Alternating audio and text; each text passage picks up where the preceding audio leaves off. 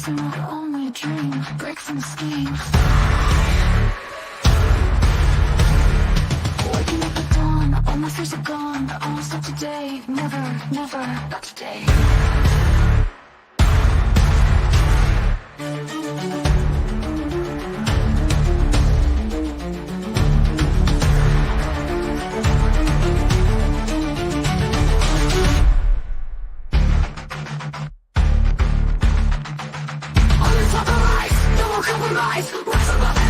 Not gonna fall. Step by step I go, faster than the flow. I broke through every chain, I will not be contained.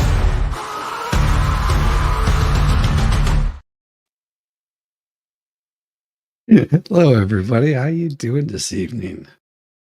Man, oh man. Yo, yo, yo, yo, yo. What is going on? What a day. What a day. What do you think of the new intro? Like that? Figured I would do that for the evening kind of stuff here. Oh man, what a interesting week this has been. I still have that up there. So weird. Thought I removed that. Edit. There we go. That's what I was looking for. There we go. All right. Good evening, Stacy. Good evening, Betsy Weingarten. Good evening, Roxanne. Heidi Pruse, first, second, third. Oh my, oh my. Wonderful, wonderful to have all of you fine folks here today. Yeah, that intro, I was working on that. That's why I'm running a little bit late. I was just like, let's see if I can make this this happen and make sure that it's good. So we'll pick up where we left off, because I mean we left off in the middle of the police officers hearing there. Hey, good to see you. You're here now. So what, do I need to do the intro again for you guys? Is that what you're saying? You'll get it as an outro. I put that like I said, I put that together just like 20 minutes ago. Still needs some work. I'll make it happen. Hello, Melinda. Good. Hello from Massachusetts. Awesome. How is it going in my favorite, one of my favorite places, Massachusetts? Oh my. Tomorrow's going to be an interesting day. I get to rip and gut apart the rest of my front porch, pick up about a quarter ton of lumber. Yeah, something like that. And then, yeah, it's going to be an interesting day. So let's make the best of it tonight. We go back to this guy. Correct. So here we are at State's Exhibit now 18. These are text messages between Ms. Jensen and SL. Yeah, so we've seen these. Ms. Jensen is asking her if she away from lumber. She says Shannon needs a guy. Oh, you did? Excellent. Direction is this conversation? North Reading, Massachusetts. Nice. Basically, Ms. Jensen reaching out to Ms. Lee and stating, hey, Shannon needs a guy who does permanent disappearing acts. And she says that she needs a magician for stupid, referring to Mr. Bridegan, and ask if she knows anyone who. Well, we don't know that's what she meant.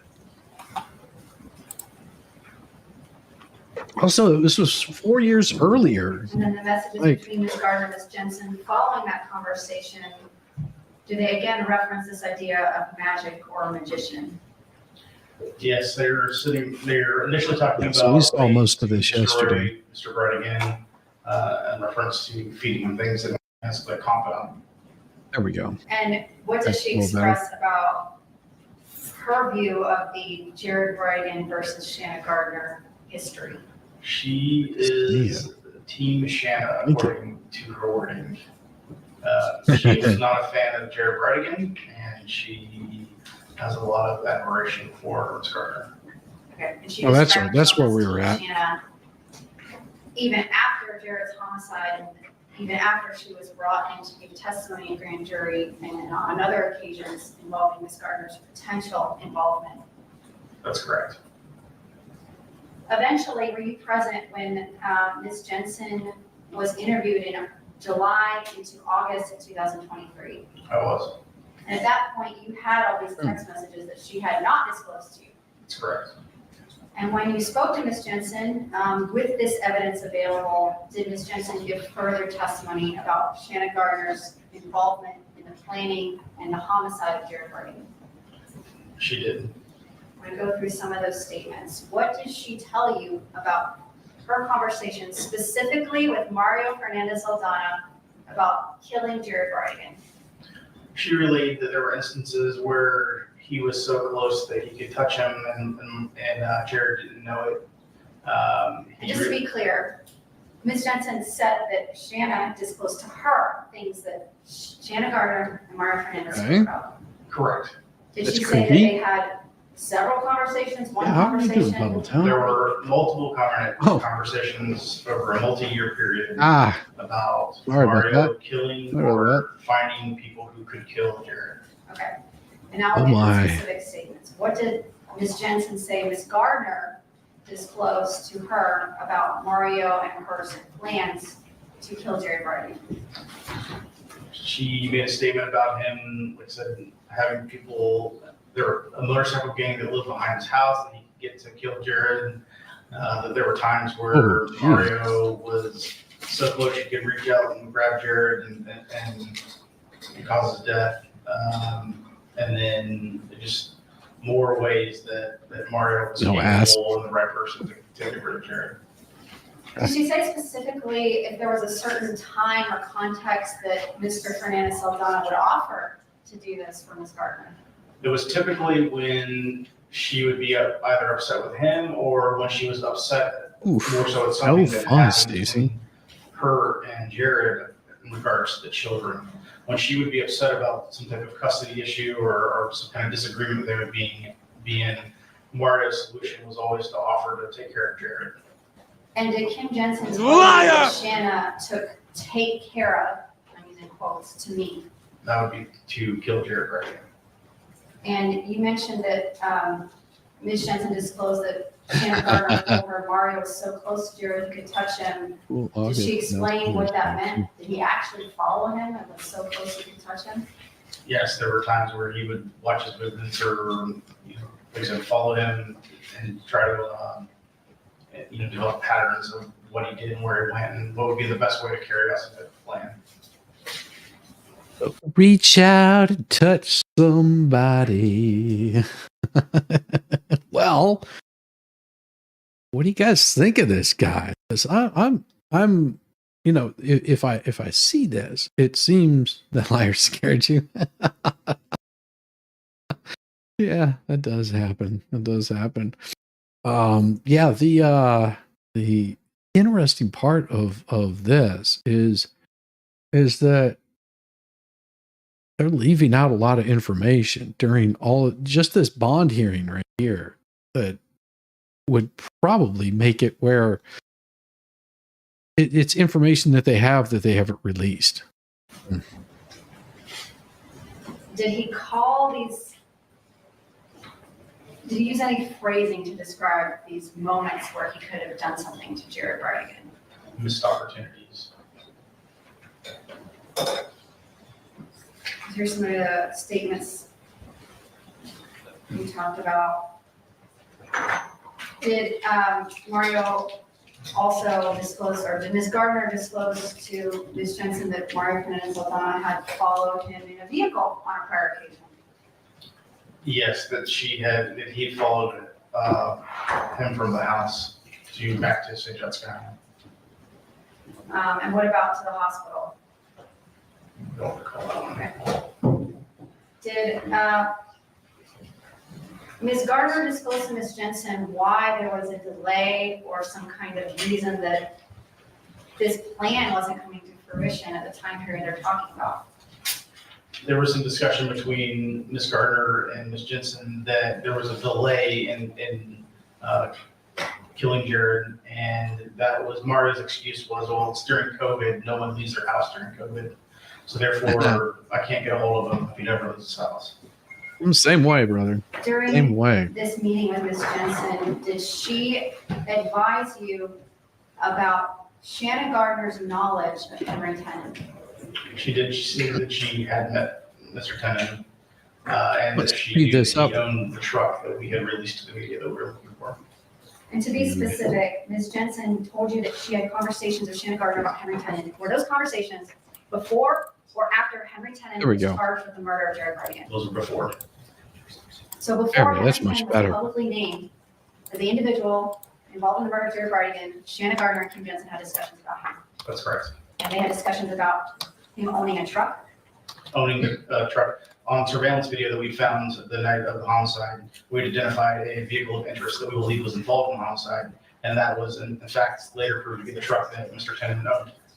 And Ms. Jensen disclosed to you that Shannon Gardner had discussed this vehicle with her prior to Henry Tennant being arrested for murder, or knowledge that that truck belonged to him being public. Correct. I want to talk lastly regarding Ms. Jensen's disclosures at this meeting about what she told you about a trip to Hawaii. The Gardner family, can you describe to the court this annual kind of vacation that they were doing to Hawaii? They have an annual family trip where they all go to Hawaii, and which are to include all the parents, all the children, and their spouses and grandchildren. And was there a There you trip to go. Hawaii in 2022 prior to the murder of Jared Bridegan? There was a trip to Hawaii approximately a week before the murder. And did Shanna Gardner and Mario Fernandez Saldana go on that trip to Hawaii? They did And did they return? Oh, that's a crime now? approximately, about 4 days before the murder. So around February 12th, 2022. Correct. And did Ms. Jensen describe to you a conversation that Shanna Gardner told her she had with Mario Fernandez Saldana? She in the might be week working a before little Jared's late. kill? Maybe he has a The text date. messages between the two of them would indicate that their conversation had to do with the fact that Shanna was frustrated with the marriage and that she was going to call it off with him, and that they had discussed that and that they were starting plans to do that. However, later she indicated that during that time frame, Mario stated to Shanna that Mario was going to in fact kill Jared, and that if she didn't want it to happen, she needed to speak up and say it now. Ms. Jensen told you this, and obviously you had attested Okay. to the lieutenant that Mario Fernandez came to him the day of the homicide on February 16th, saying he needed to do this now as a Hey, Connie. Correct. Good to see you. Ms. Gardner never mentioned any of this information to you when she sat down with you on April 15th, 2022. No. Is this information that would have been of interest to you as the investigator into the murder of Jared Bridegan? Absolutely. Maybe. And instead, she actually gave you other theories that could send you down a wild goose chase. Correct. Now, I anticipate That's all we that need is when you're wild geese. cross-examined, or in defense in this argument, that there will be some indication that Ms. Gardner said no or didn't really know Mario was serious about doing this. So I want to talk to you about her actions and some of your investigation into her actions following the death of Jared Bridegan. So start with the interviews you did with Mr. Fernandez Saldana and Ms. Gardner in March and April of 2022. Did you also do recorded interviews with Ms. Gardner's children, biological children with Jared Bridegan, who I'm going to refer to as LB and AB? We did not specifically do those interviews. However, the child protection team at the university afforded them. And I know the court's familiar, but can you Okay. explain why it is that you all send Why would they children do to the that? child protection team instead of doing interviews yourself? We generally do not interview anyone under the age of 13. We would send them to a team that includes child psychologists or Good other trained channels, individuals Give me one. in a non-threatening, Well, non-traumatic thank you. environment. to Appreciate you. And did AB and LB come to the child protection team and give a recorded forensic interview with the child experts? Yes, I did. Do you recall around the date? This is the lead detective on the case. So this guy is the one that is in charge of collecting all the evidence. Everybody is reporting to him. He's telling them what they need to gather. He is the lead guy. He is the one that has all of the information about the entire case. Everything. He knows everything that's going on in this case. Those interviews. I don't know his name off the top of my It head. would have been a day or two after my initial interview with Shanna. So sometime in early March of 2022. Correct. During the interviews with LB and AB, you obviously got an accounting from them of where everyone was in the home that night. Did you know discrepancies between their interviews and what Ms. Gardner and Mr. Fernandez Saldana had told you? They both, Ms. Carter and Mr. Fernandez stated that he was sleeping due to having a bad headache and taking some medication. Both of the kids indicated that they thought that Mario was in his gaming room, but they later said that they never actually saw him. It was just that his game console was actively playing, so they just assumed that that's where he was at. And Henry Tennant advised in his sworn statement that Oh. Mario Fernandez actually See, was so he's not looking for her. at He'll the find her house. with She his was driving connections. the That's vehicle to good. the homicide Good. scene to commit this murder. That's correct. So these children are Me brought too. to CPT to get this interview. Doing Did dishes Ms. too, Gardner Stacy. accompany them? Yes, you did. Did Mr. Fernandez Saldana accompany them? No, in fact, during That's one part of of having the a dishwasher.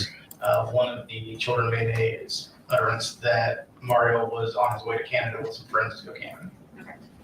And Oh. did you later get records, financial, call detail records, cell site location data to figure out if that was true or not? We did. We got his financial records and we got his cell site data that showed that he essentially was making his way from Jacksonville to Brunswick, North Carolina, and up to Pennsylvania. Did he go camping? He did not go camping. Was, based on your investigation, can you describe to the court what the nature of this trip was? Was it pre-planned, vacation, business? I didn't tell you what the nature of the trip was, other than the fact that he made surprise visits to some people that he barely knew, and he purchased toiletries on the way. Once he got past North Carolina and up to Pennsylvania, he was making hotel reservations as he was driving. So I'd say it was not a planned trip. And while he's making this unplanned trip up to Canada, presumably, was he in contact with Ms. Gardner by phone? Yes, he was. So this, I don't understand why he's making such a big deal out of this. And so the guy takes a trip. He doesn't have to tell you where he's going. None of your damn business.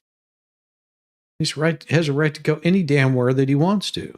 Why were you traveling up there? I was doing the camping trip. What's your deal? I mean, come on. This guy is really reaching for straws here. Don't worry, son. Just pulling your leg. I don't know. That could be sort of kinky, pulling on the legs. Oh, here we go. And at some point, did he cease contact with Ms. Gardner? He was in contact with her essentially until the CPT interviews were done, and then he essentially turned around and came back home.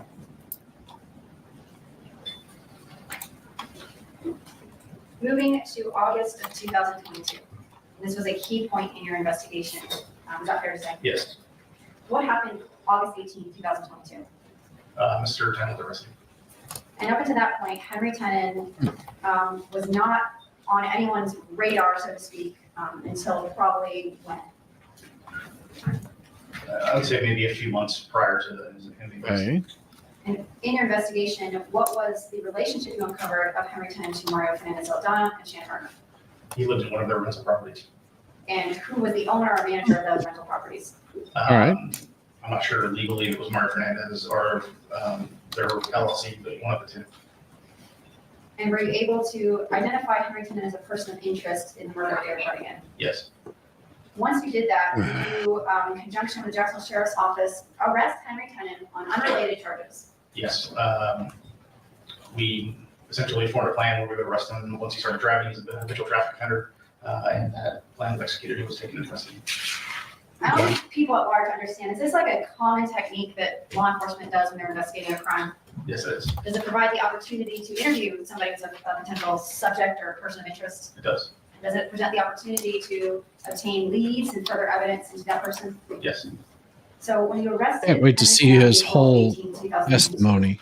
had his name been publicly Mr. released Tennant's, anywhere as a person of interest? Not at all, no. His August police interview. 18, 2022. Had you spoken to Mario Fernandez Saldana or to Shannon Gardner Here's about the this person, or asked prototyping. any questions? Or Oh, they interviewed them didn't about fix Henry it. Tennant? Not at all. When Henry Tennant was arrested, was he still living at that home that was run, so to speak, by the First Choice Home Rentals LLC? Yes, he was.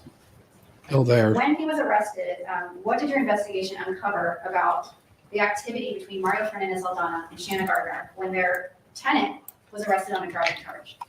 Right after he was arrested, the other gentleman who was living there used an associate's phone as to not be detected to call Mr. Fernandez. And how do you know that? He admitted to that. He told you he used someone else's phone to contact Mario Fernandez Aldana to tell him Henry Tennant was arrested. That's correct. What did Mario Fernandez Aldana do? This started a flurry of calls between Ms. Gardner and Mr. Fernandez. And then Ms. Gardner then reached out to her attorney as well as her PR firm. Okay. And I have here, is this a timeline of relevant calls for purposes of this hearing for that date, August 18, 2022? That's correct. MF means Mario Fernandez. Correct. Okay.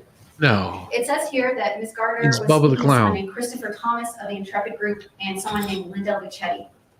Do you Okay. know who these individuals are? I do. And who are Christopher Thomas is the owner or president of the Intrepid Group, and Linda Luchetti is a media relations consultant that often works with Mr. Thomas. they? In the course of your investigation, did you identify these individuals as Oh, having been retained by Ms. Gardner during the course of the person's sitting investigation? right in to front of the sort help her damn with her PR? microphone on the keyboard is Yes, that's ridiculous. And Intrepid Group and Linda Luchetti, are they based out of Salt Lake City, Utah? That's correct. And do they have some affiliation with Ms. Gardner's mother's company? I believe one or both of them had done some work for Stamp It Up, and they were offering their services pro bono to Ms. Gardner. What was significant to you about this type of contact on this date?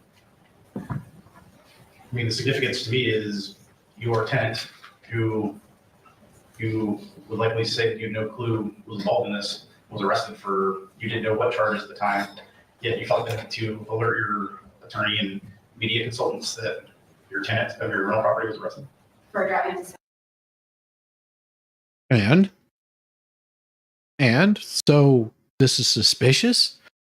I guess I walked right into that one. My dogs are staring at me now because, yes, your name was said out loud as I typed. Oh, that's awesome. I love it.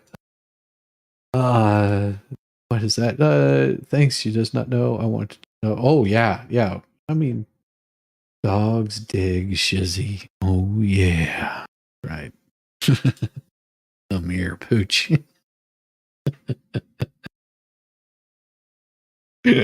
license charges. Oh, Did you make attempts to speak to Christopher Thomas and Linda Luchetti and other members of the Intrepid PR crisis management firm?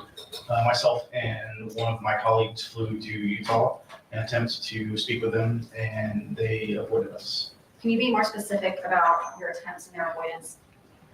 Well, Ms. Luchetti was running frantically around in front of her house as to hide from me so that I could see that she was in her house.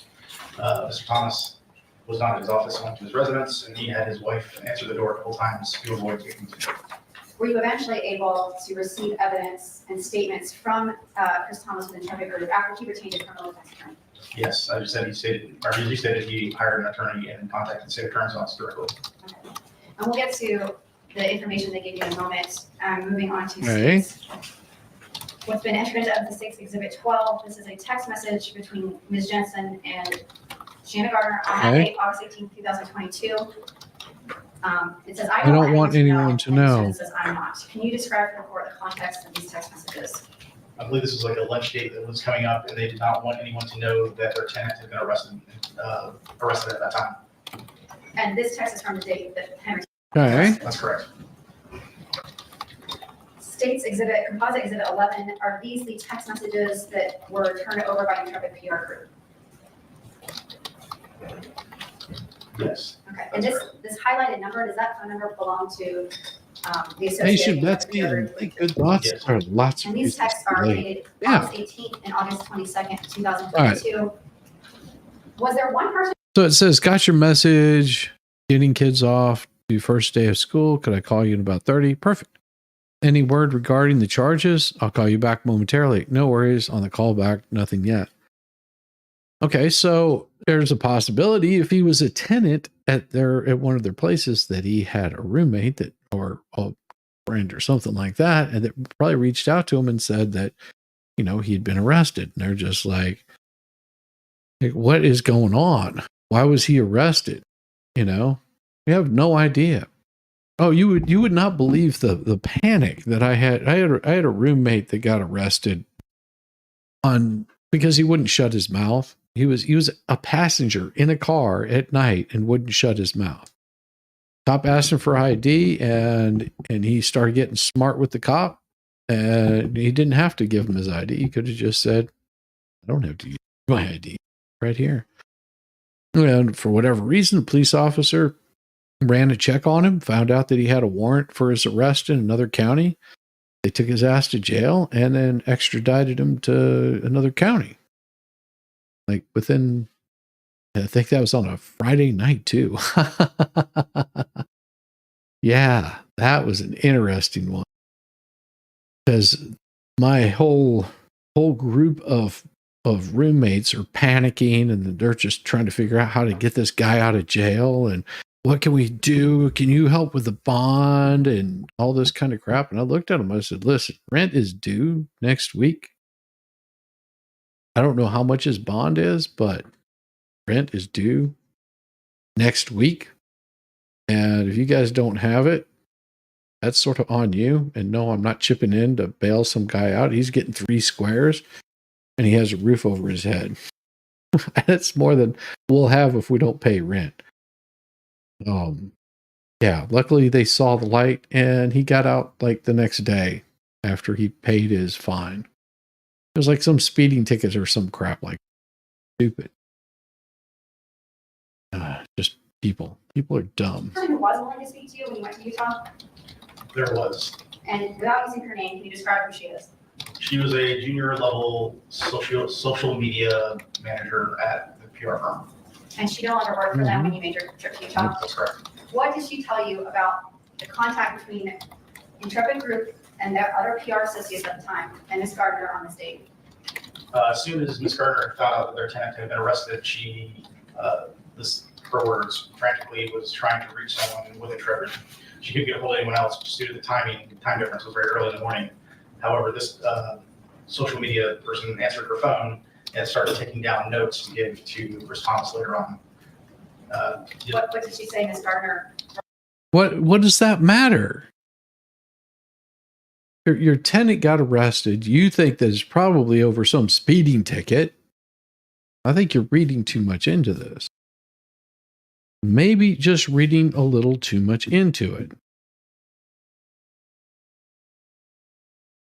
They don't know. Maybe they think he got a DUI.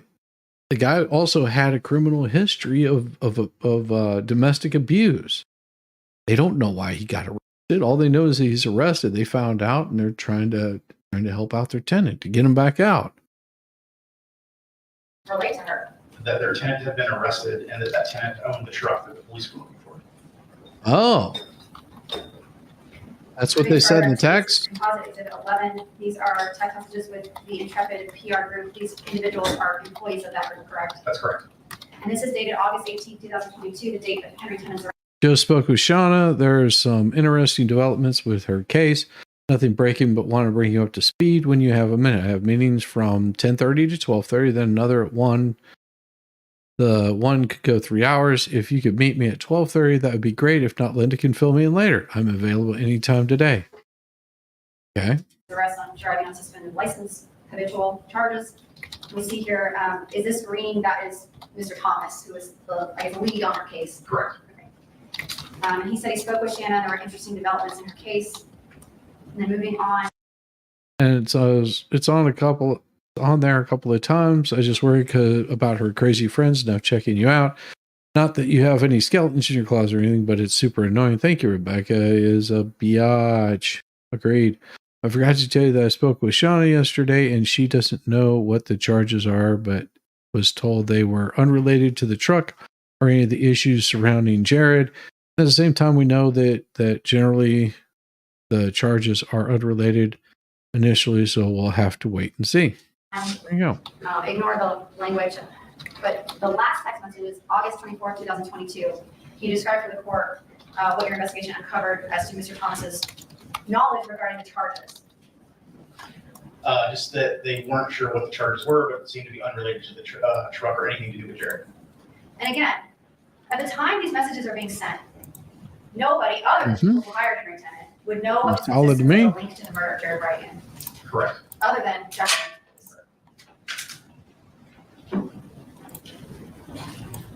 In the court's binder of exhibits, states Exhibit 13 is a business record showing the authenticity of Apple records received. Apple. Did you receive like apples? Evidence related to an iCloud belonging to Shanna Gardner? Yes. It says, can I call you later? Sure. I totally got distracted and forgot to call you back yesterday. Sorry. Did I send you the ring subpoena? This? Yeah, no. I thought you already gave them the ring. Give me a minute. I'm on the other line. Okay. And in particular, are you looking for evidence in that cloud relevant to a ring camera that Ms. Gardner and Mr. Fernandez Saldana had in front of their house? Yes, Okay. the ring camera was located outside the front door. The day after detectives went and notified them of Mr. Bridegan's death, they asked to see or if the ring camera had picked up anyone who might have passed by the residence. Ms. Gardner showed the ring to the detective, and there were no recordings past the 16th. When you received Okay. the iCloud return of ring footage, was there anything significant to you about what was or was not there? On the iCloud were recordings from the ring camera that we could also tell basically that the camera's settings were to constantly record. There were videos on the iCloud that showed both vehicles passing by their residence as well as customers coming to pick up orders or Mr. Fernandez putting an order outside their door. These were all things that would have been, it appeared would have always been picked up by the ring camera. However, on the homicide, there was no activity on the ring camera, at least in the app, indicating that it was likely that the information was either deleted or the camera was set to not record. And you know that because what did A, And B, that's and LB a big deal because what did they tell you about how they entered the house that night, the night of homicide? They indicated that they would typically go through the garage. However, the garage door was closed, so they used the keypad on the front door, which would have been captured on the ring camera. So based on what they told you, did you expect to see at least, at minimum, a ring footage video of A, B, and LB entering the home minutes before Jared Bridegan was killed on the night of homicide? Based upon the past history that was located on the iCloud, we expected to find them entering the residence as well as Jared's vehicle passing by camera. And there was no footage Okay. of that. That's correct. And in fact, on this Good evening, text message Zach. on Good August to see you. 22nd, 2022, which is around the same time period, Ms. Gardner was speaking Philippines, to her yeah, about baby. potential charges against her tenant. Do she and Kim Jensen have a discussion about ring footage? Yes, I sent a subpoena to Ring, which they were nice enough to forward to Mr. Fernandez and Gardner. Okay, so Ring was not supposed to do that, I presume? No. And so she is discussing, in this particular time in the investigation, which is significant to you, she and Ms. Jensen are discussing that Ring subpoena, and if they have it, they've given the video. Correct. In fact, it was actually certain where it wasn't a subpoena. They referred to it as a subpoena.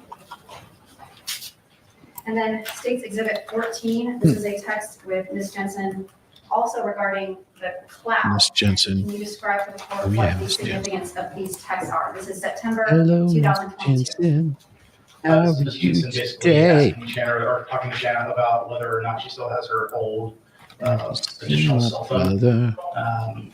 And then they were basically stating that without her Be- creating a new cloud ID, all of her data would just essentially be backed up to the secondary cell phone, which would defeat the purpose of having a second phone. And Ms. Jensen makes a comment, I was thinking about that damn cloud. Correct. When you received, most of the evidence that we've discussed in this hearing came from the cell phone of Kim Jensen. That's correct. Did you do examinations of cell phones, devices, clouds, returns for Shannon Gardner? Yes, we did. We did cell phone downloads as well as Google and iCloud search warrants. In the returns of those items, devices, and returns, did you find the same conversations that you had found on Ms. Jensen's phone? Some of the conversations were there, but a lot of the conversations were not. So like the ring cloud, the cloud of the ring footage, you were expecting to see evidence that was not present on Ms. Gardner's devices. That's correct.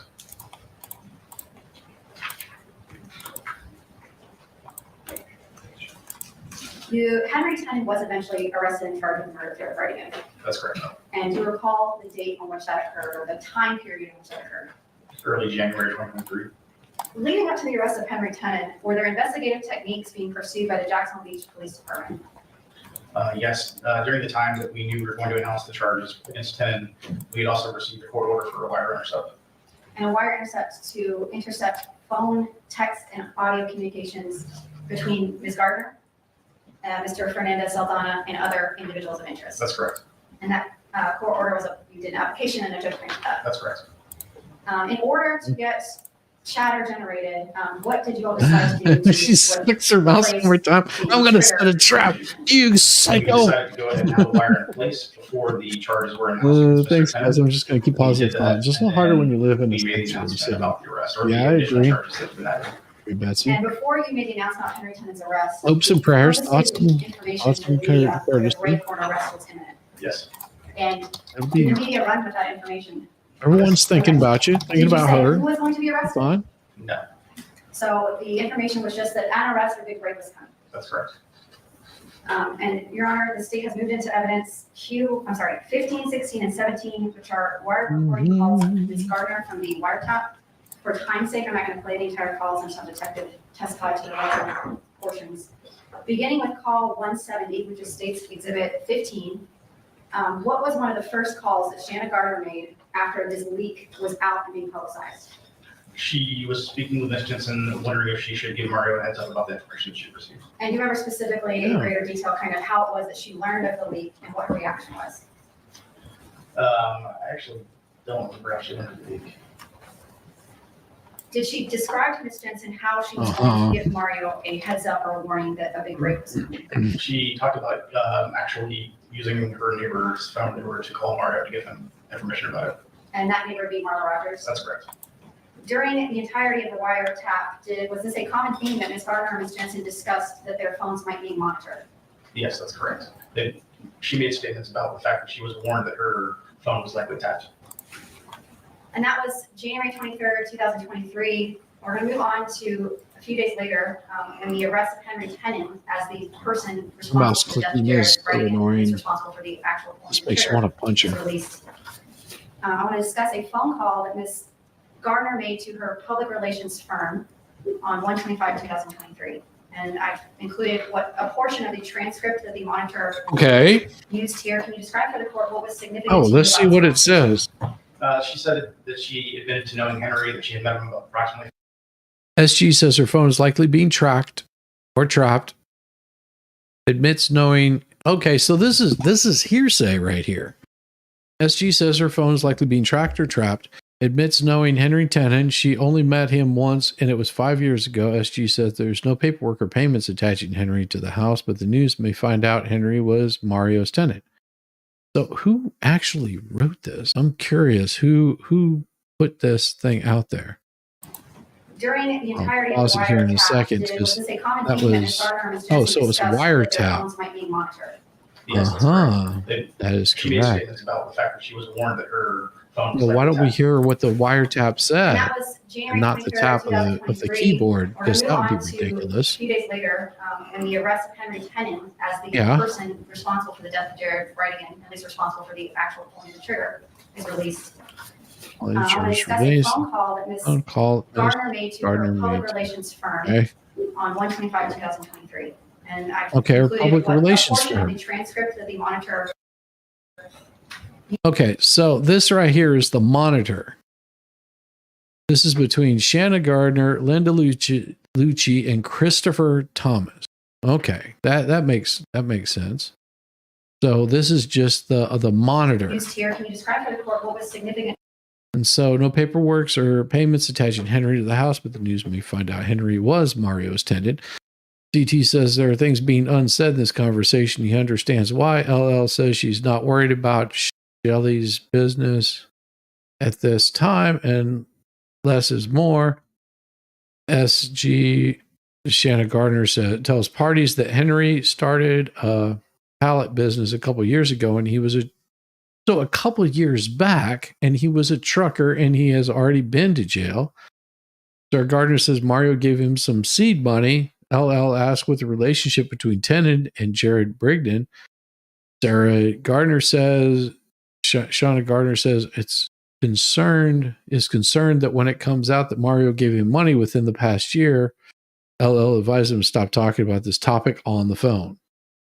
Because, yeah, we're probably being monitored. You know,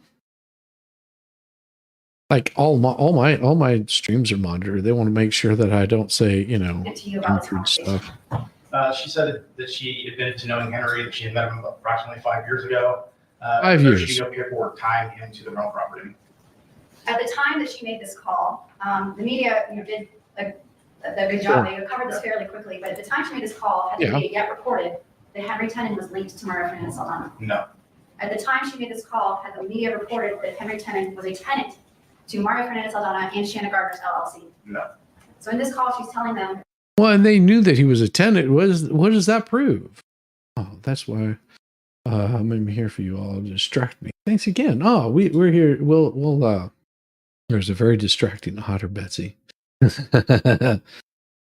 Oh, there, Roxanne McClellan. Hey. So let's see. We got 15 you fine people here right now. 15 you wonderful people. So what I'm going to do is I'm going to play this this intro one more time. Tell me what you think. See if you think it'll be good for like regular streams. And I'm going to go grab it more.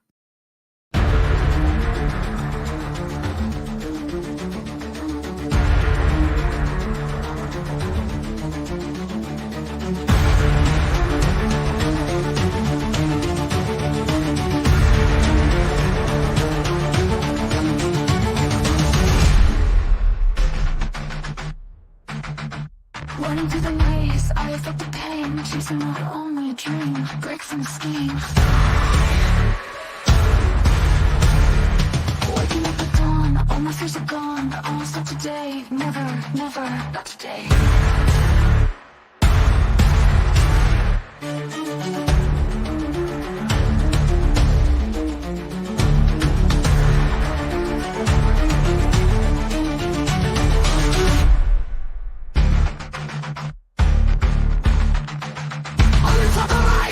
Compromise, rise above it all, not gonna fall. Step by step I go, faster than the flow. Broke through every chain, I will not be contained.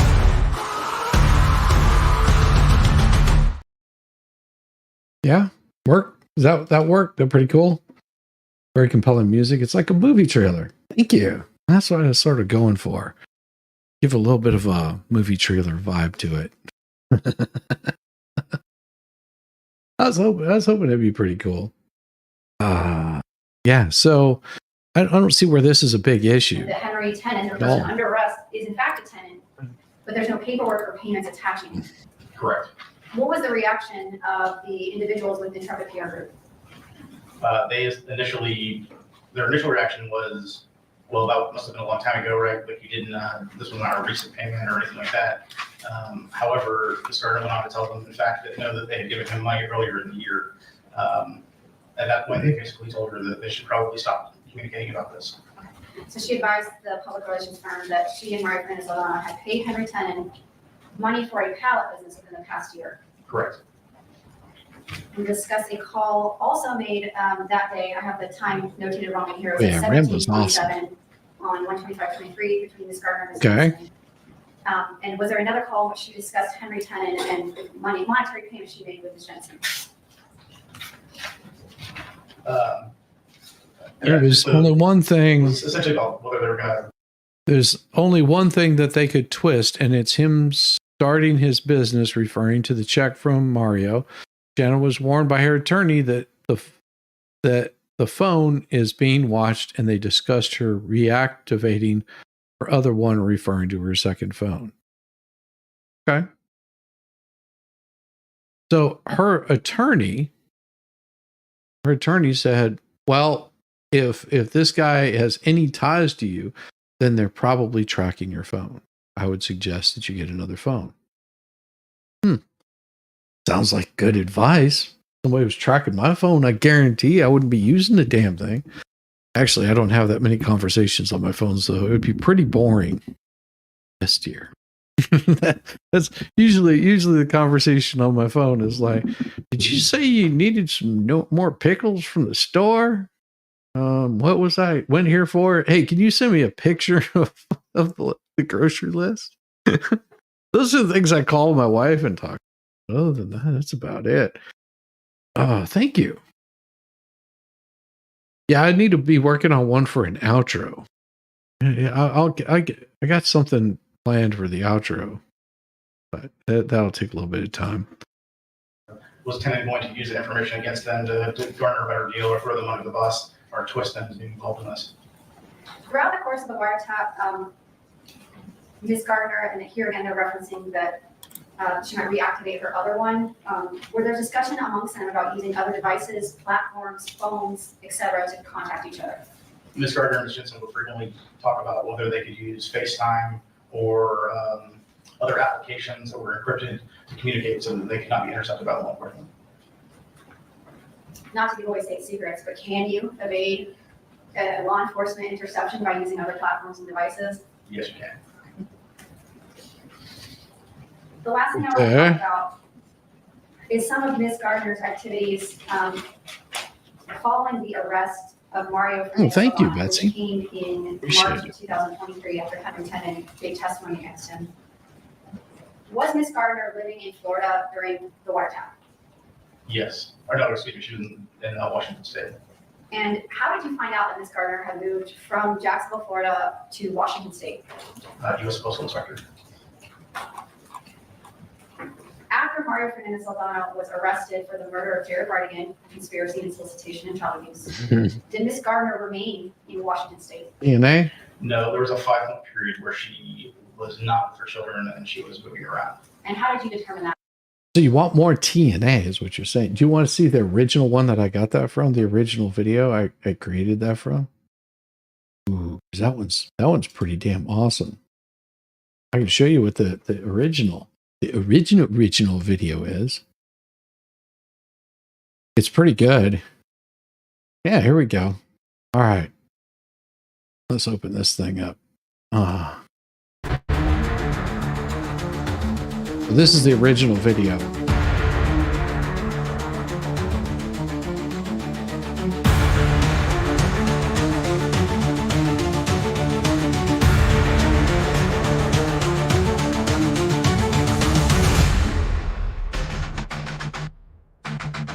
Running through the maze, I felt the pain, chasing my only dream, break from the scheme.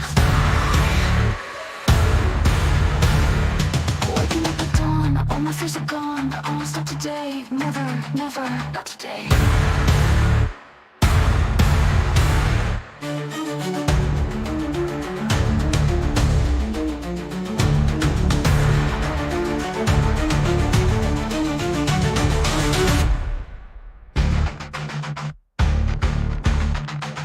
On the top of rise, no more compromise. Rise above it all, not gonna fall. Step by step I go, faster than the flow. Broke through every chain, I will not be contained.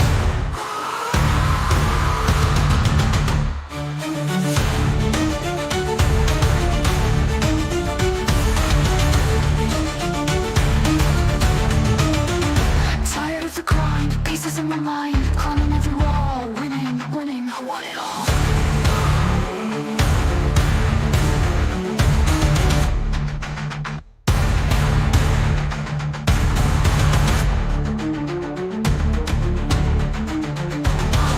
Blind, pieces in my mind, climbing every wall, winning, winning, I want it all. On the top of rise, no more compromise, rise above it all, not gonna fall.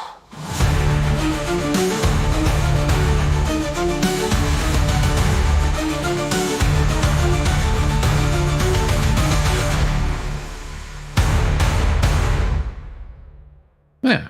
See, that's the original one. Yeah, that's the original one right there. So all I did was took the music from that, which is something I created a little while ago, and put it onto the new one.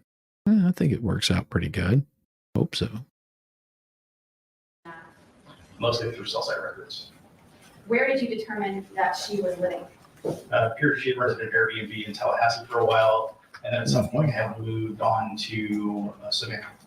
And during this time,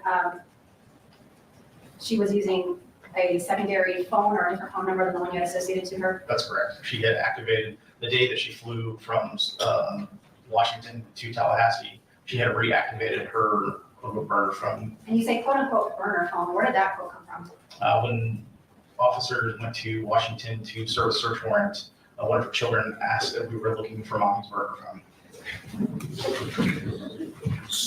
Detective Johns, Obviously, Ms. Gardner did have several phones. That is pretty funny. Investigation prior to her arrest.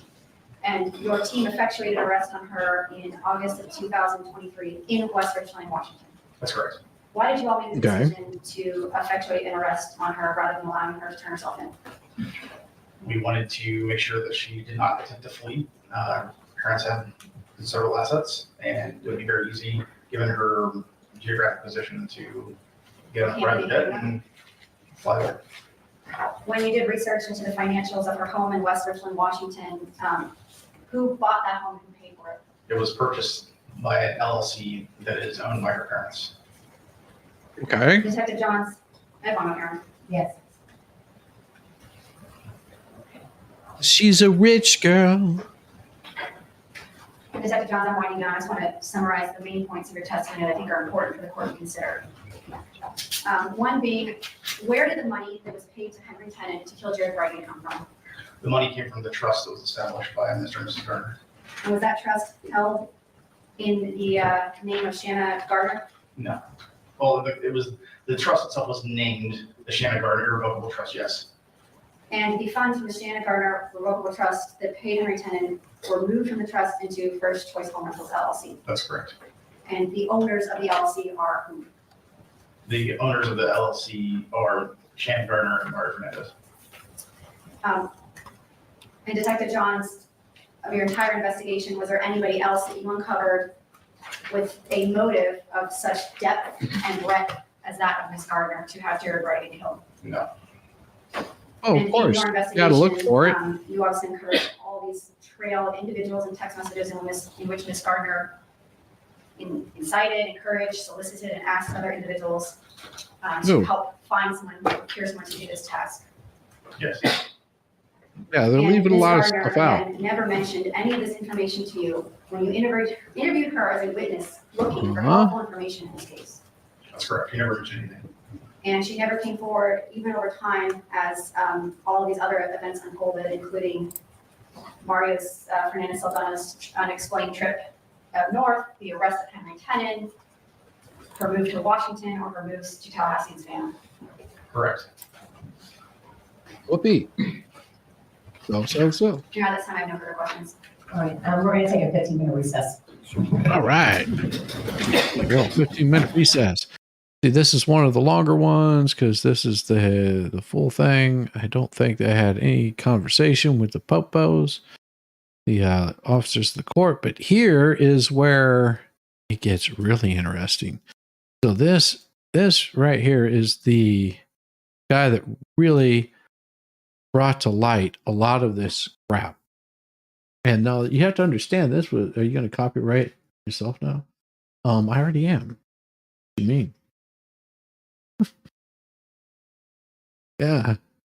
Library, you're going to copyright. Yeah, my music does have copyright protections on. At least it should.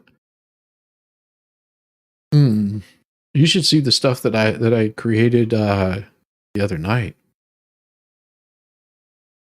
That maybe that's what I will do tomorrow morning if guys join in tomorrow. Maybe that's what I'll do is just do nothing but music all morning. It'd be fun. Now, there's a few things I need to talk about in the morning.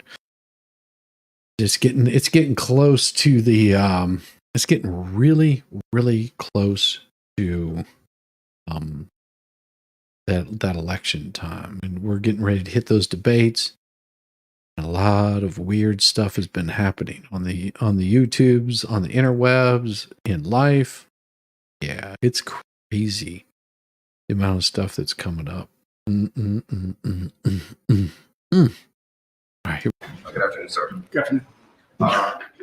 Detective Johns, I have the benefit of knowing what you're going to say, so I'm going to bounce around. Is that okay? Yes, sir. All right. Well, first, let me start with some of the introductory stuff.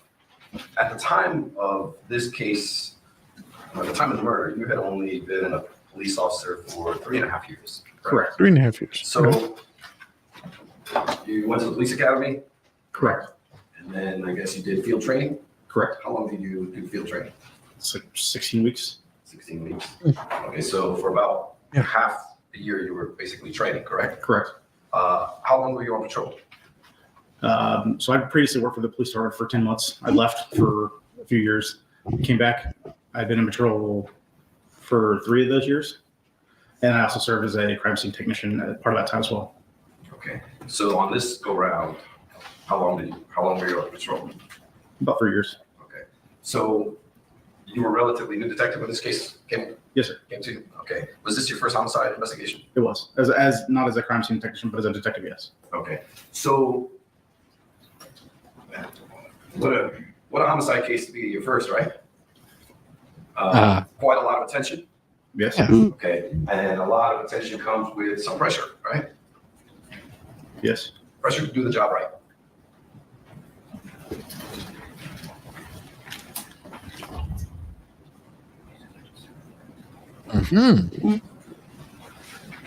Why would this guy come up and interrupt the judge right in the middle of all this? We will need another certificates for your library. Oh, they send you a spiffy certificate? Send lyrics, sheet music, tape to Library of Congress with fee form and be sure it's copyrighted. I have 31 songs copyrighted. They send you a spiffy certificate. Well, I have music on YouTube that you can purchase to use. Then I don't have to send anything. I can just copyright like a whole album if I want to. Amazing, huh?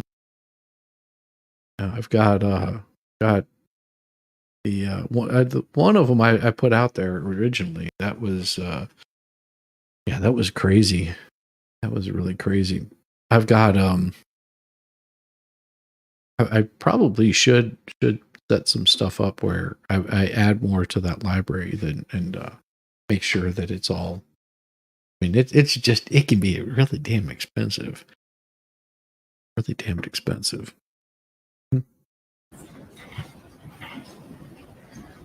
Well, I've got someone like that. Sorry, Mr. Wise.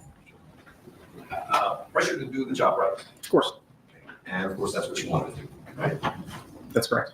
Okay, so, sir, I want to kind of go back and let's start with your testimony about the divorce between Jared Bridegan and Shannon Gardner. Sure.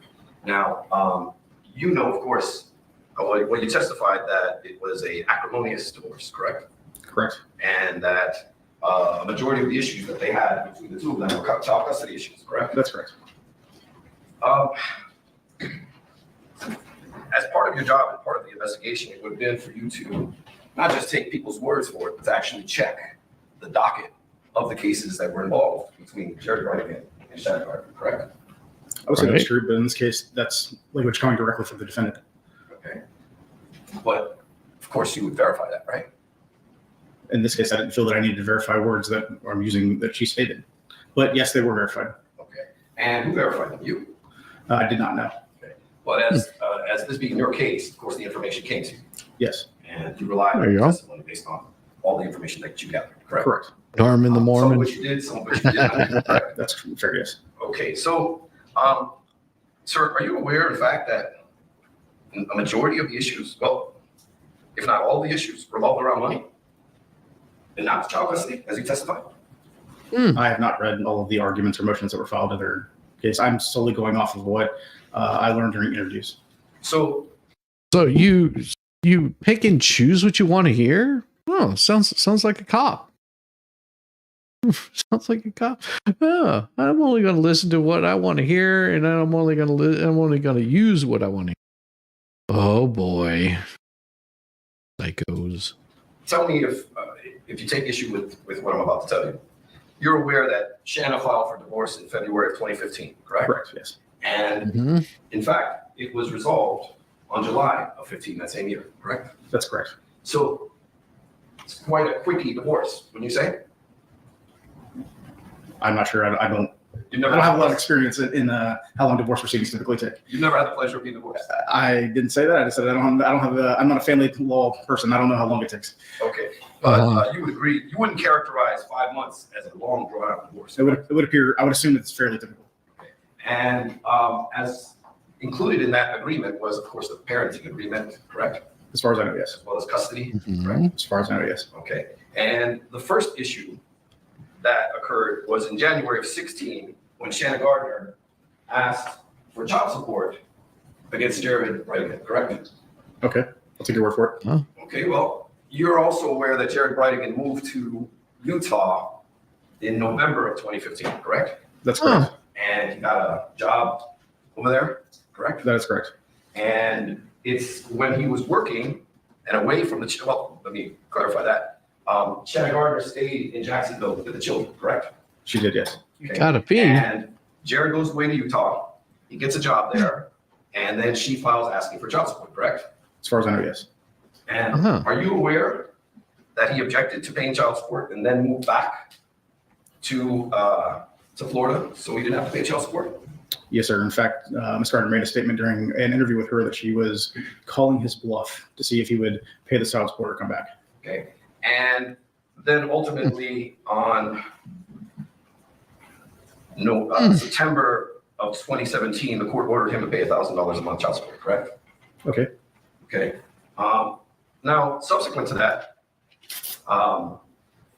in January of 18, Jared filed against Shanna a petition on an issue dealing with the fact that he was paying more for health insurance for the children, correct? Okay. And at that point, sir, he was granted relief and his child support was reduced $65 a month. Are you aware of that? No, it was not. Okay. Now, subsequent to that, on February of 19, Jared filed for a modification of child support, claiming that Ms. Gardner had rental property income, so therefore she's making more money, he should pay less. Are you aware of that? No, it was not. Okay. Oh, Are you, so you're not Oh, aware that shit. he 2 weeks later subsequently dismissed it upon finding out that there were no rental properties? The only thing I know of their proceedings are, as far as other than the dockets, are what was told to me, mostly by Mrs. Gardner. Okay, but my question is, well, that sounds like a really shitty thing to do. I mean, I've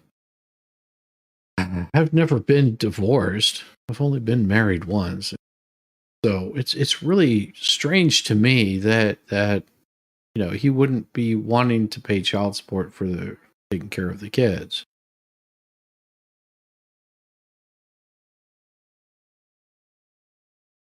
And I'm sure that it's not gracious towards him, but $1,000 a month to pay child support, and then he has full visitation and he can buy them gifts. This is $1,000 a month for two kids. I think it's 2 kids. That's like $500 a piece a month. Man, that sounds pretty damn low. I'm sorry, that's pretty damn low.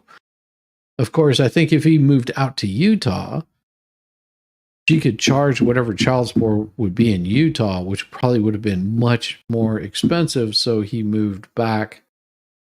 Your cheap dad only gave us $175. No. Yeah, my old man, I think that here's the thing. It would be hard for me to say what my father gave because my mother was an effing liar. So for her to trust anything that she says would be interesting. She was the type of person that would she would have us ready, you know, whenever our father would come to pick us up, and if he was early, she would make him wait, and if he showed up 10 seconds late, she would say, "Yeah, you missed your opportunity." Yeah, that's the kind of person that my mother was. So she was horrible. So I don't know if she was telling lies about how much child support was, or if you know what she says was true. Because sure that the court goes after you if you don't pay child support. And I think he got off light. I think it was something. And I could have read this wrong. I could have heard this wrong. I think it was something like $1,500 a month. child support that he was paying. So it was like $500 per child. Your mom was a saint, and I'm a good person because of her. Dad was a womanizing, abusive jerk, but I forgave. Don't want that on my conscience. Hell no. No, my mother was not a saint, but I gave up on her a long time ago. You can't help crazy.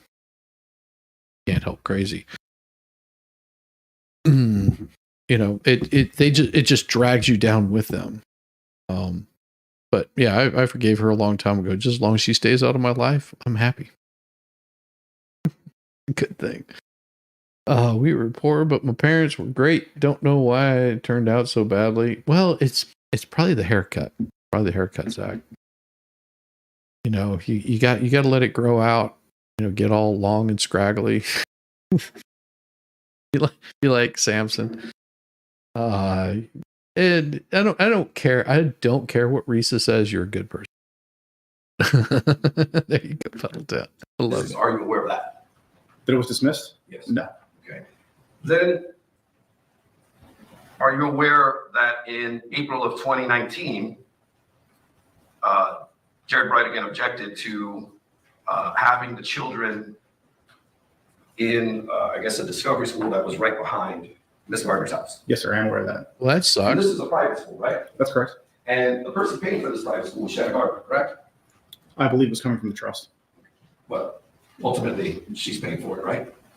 I mean, ultimately, Mark Fernandez was paying for it. Let me rephrase that. Mr. Bridegan was not paying for it, correct? That's correct. All right. So now, There. and are Oh, you? was that so difficult for him to say? Well, eventually, you know, Mr. Bridegan wasn't paying for it. She was paying for it. It was right behind them.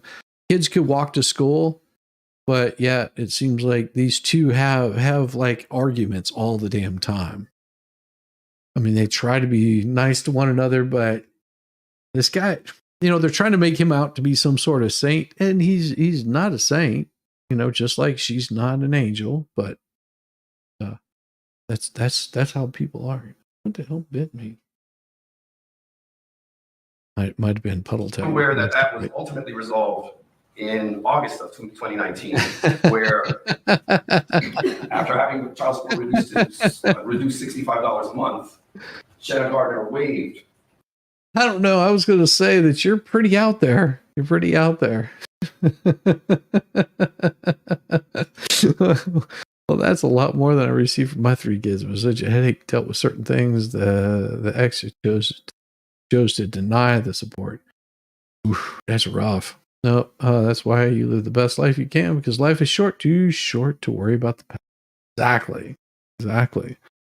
Move forward and enjoy life, and you know, it's a beautiful place to be. Jared Bridegan from having to pay any child support in exchange for them to just stay at that school. Yes, I am aware of that. Okay. Wow. And then the last dispute was in June of 2021 over the fact that there was an oxygen machine for one of the children that was in Mr. Bridegan's home, correct? You're aware of the issue with the oxygen machine? There was an issue between where one of them had an oxygen machine. They did not want to let the other one use it. So then the other one went and bought a better oxygen machine. And then there was some dispute over if that could be used by both parties. Okay. Now, I don't know anything more than that though. okay, so let me ask you this. Are you aware that Oh, no, you're good. the dispute was because Jared Bridegan did not want Ms. Gardner to have access to the oxygen machine while they went on vacation with the children? I don't know the details of everything to do with the oxygen machine. You don't know that part, correct? It was my understanding that it's something to do with the fact that Mr. Bridegan wanted to use an oxygen machine that had been purchased by Mrs. Gardner. She said no. He purchased as it was explained to me, a better oxygen machine that then Ms. Gardner wanted to use because it was a better machine. But Mr. Bridegan did not want her to use it because she already had one of her own, and but that is the extent of what I know about the oxygen machine. But you were aware that Ms. Gardner helped pay for that oxygen machine that was kept at Mr. I don't know the details of the payment of it. So when you verified and checked the docket sheet of the court, did you see the court order that required Jared Bridegan to pay Ms. Shannon Gardner $571 so that he could have sole possession of the oxygen machine and not have to lend it to Ms. Gardner? No. So none of these issues have to do with, oh, well, let me ask you this. You're aware that there are no further litigation going on in this divorce other than what we just covered, correct? That's correct. All right. So, and it's fair to say that out of all of these things, none have to do with sharing custody with these children between Shannon Gardner and Jared Bridegan. Correct. None of the things you mentioned have to do with custody. And none of the things in the court docket say so either, correct? I've not reviewed the court document. But as a team of law enforcement detectives, you guys did that, correct? That was done correct. Now, and I'm sure if I'm wrong, Oh, Mr. Fruit was geez. correct. Yes. Okay. Like pulling teeth Now, from this guy. you testified about this rental property that Mr. Tennant lived in, correct? That's correct. And I circled, or I quoted you when you said their rental property, correct? Correct. And when you say their, you're talking about Shannon Gardner and Mario Fernandez, correct? That's correct. Now, you're aware that Mario Fernandez owned that property before ever marrying Shannon Gardner, correct? Yes. That's Correct. Yes. Okay. So that would make it his property, correct? I don't know the terms of their marriage or what they decided to move into the LLC that they created Okay. to manage their rental property. Well, you would agree, sir, that if you own something before you get married, that is not marital property, correct? I'm not a law expert in family law. All right. Now, So apparently, Mr. Tennant, the one that deleted this guy, is the one that rented property from her husband, which he's also on trial here too, Mr. Fernandez. He is the one that owned the property prior, and that's whenever this guy was renting from him at that point in time. Since then,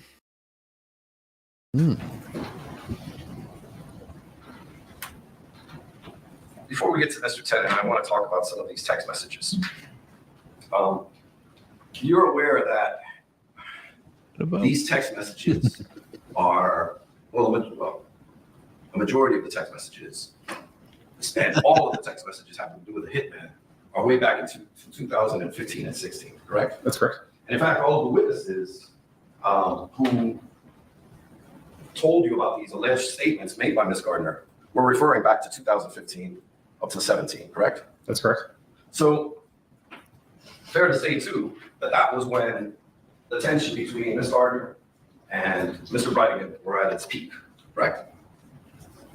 I can't speak to her state of mind. But based on what you saw from the text messages, from the investigation, from all the people you talked to, it was pretty bad early on, right?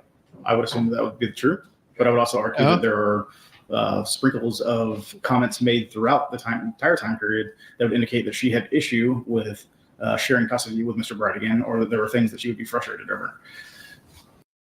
oh yeah, you're divorced with somebody, and you don't have issues. Oh, that's new. That's new. I'm thinking no. After the divorce is final and all the checks are signed, the ink is dry, that everybody's just happy, peachy, and there's no issues, and they never speak a bad word about each other ever again. God, it must be wonderful being in this perfect fucking world. Good Lord. Yeah, they would be frustrated at each other. They would do snide little things. This is what happened. I mean, I dated in high school and outside high school and beyond.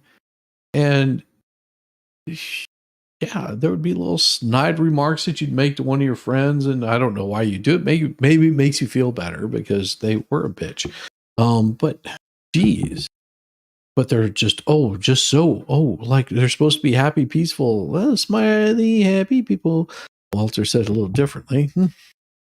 Walter did. Okay, I like your word sprinkles, so I'm going to use that. Okay. Sprinkles, So- like your donuts. Sprinkles are, of course, her frustrations between the drop-off schedules, different minor mundane things like that, correct? Things that they were, It was typically custody issues, well,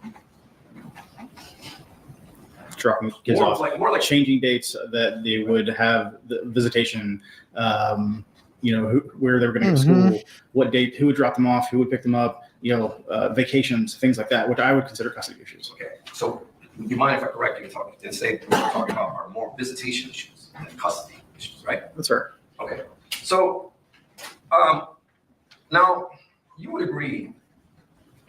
Oh yeah. See, the attorney cleared that up pretty quick because he was just like, so you're saying custody issues, but it's just changing dates, not really custody, just making sure that our schedule lines up. That's interesting. So if my schedule is saying, hey, I'm telling you that, I'm going to drop the kids off on Wednesday at this particular place. Can you be there to pick them up?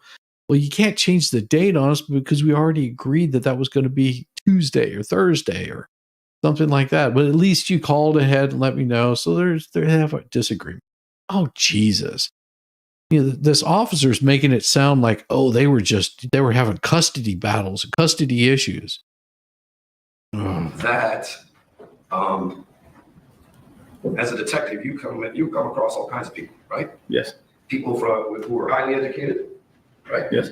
People who aren't as much educated as well, correct? That's true. People from different hoods, right? Yes. People with different upbringing, correct? How much exposure have you had? There you go. She's going to drop the kids off. I went to high school with some people who were Mormon, but I am not an expert in their culture. Okay, so the extent of your exposure to that culture is that you went to high school with a couple of Mormons. Correct. Okay. Now. Oh, he went to high school with a couple of Mormons, huh? You mentioned that Shannon Gardner and KJ were very close, correct? Yes. And in fact, they talked about everything, right? Correct. And a lot of joking going on between the two of them, from what you can see. Yes. Okay, and it's also fair to say that they spoke about killing quite loosely and jokingly, correct? Only when it came to Jared Bridegan. Okay. Oh. Only when it came to Jared. Okay. Can I mark this? It'll be defense 6, right? Have you shown it to the? Yes, I do. Okay, no objection. All right, that'll be defense 6. What is it? Series of text messages. Okay. Okay, I'm showing you defendant 6, Detective Johns. May I approach the witness? Yes. Okay.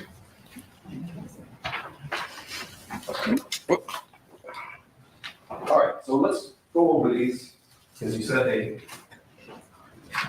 talked about killing only during Jared. This is a text message from KJ saying, I like it. That's awesome, I Jack. sure do love all like the it. hours I spent on the phone just to find out. Well, excuse me, that's the message of the body. Just to find out one of the children's meds are now $300 a month, and that brand of nose spray isn't covered at all. Hashtag, I might kill people today. Do you see that, sir? Yes, I did. Okay.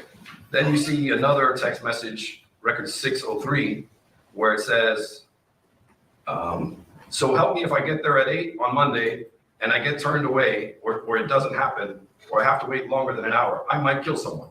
See that? Yes, sir. I do. Not talking about Jared Bridegan, right? I don't know that. Okay. You don't know. What about the one ahead of it, having to deal with the meds? Are they talking about Jared Bridegan? I don't know. I don't know who she's referring to. She's talking about meds, correct? She's frustrated over medication, it would appear. Costing so much, right? Correct. Okay. We'll go to the third one. Oh, that really puts a damper on his case, doesn't it? Because this is typical terminology that she uses. Like my wife does the same thing to me. She'll, oh, I wish you would stop saying that, because it's some idiosyncrasy that all of us have. Where think about some women, and they don't do it intentionally, but they'll say a lot, and they can't help it. It's not intentional. They just say that a lot, and it happens whenever they say that. Now it's just something about their speech pattern. Maybe they're searching for a word, and that's what that's the word that they use for it. And that's all she's doing is saying, God, if I have to sit in traffic for another hour, another 5 minutes, I might just kill someone. Doesn't mean that she's going to do it. It's just a phrase that she uses. Subconscious idioms. There you go. Subconscious idioms. And she's putting these in text, and now it appears, oh, she's looking to delete this guy. Oh, is she? No worries. I'm trying not to kill the little shit. You believe, based on looking at the body of these text messages, that they were talking about Jared Bridegan. She might. Jesus. She might have been. See, and this doesn't help your case a whole lot. If you have a police officer that responds like this, it means that he's hiding something a lot. Son of a buck. I've called him that. Well, you know that she called him stupid, right? Yes. You know they both called him stupid, correct? Correct. Okay, so that's how they refer to him. And you also know the context of these messages had to do with a child, correct? That's correct. Now, nobody killed a little shit, right? Not that I'm aware of. Okay, so in addition to that, the next text message says, I need a break from my kids. Like, I'm ready to kill them. You see that? Yes, sir. Okay. That's not dealing with Jared Bridegan, correct? Correct. Okay, and that's quite loosely spoken, correct? Correct. Now, everything, I guess it's fair to say, from numerous witnesses, many people told you A lot. that Shanna Gardner was an incredibly dedicated mother and loved her children, correct? Yes. And that her children meant the world to her. Yes. correct? Now let's go to the next page. I'm out of data and still no internet, TV, and Wi-Fi. I'm downloading at reverse turtle speed. I'm assuming it's the kids and how school ready they look today. Call me after work. I need to get you film for Amy's video.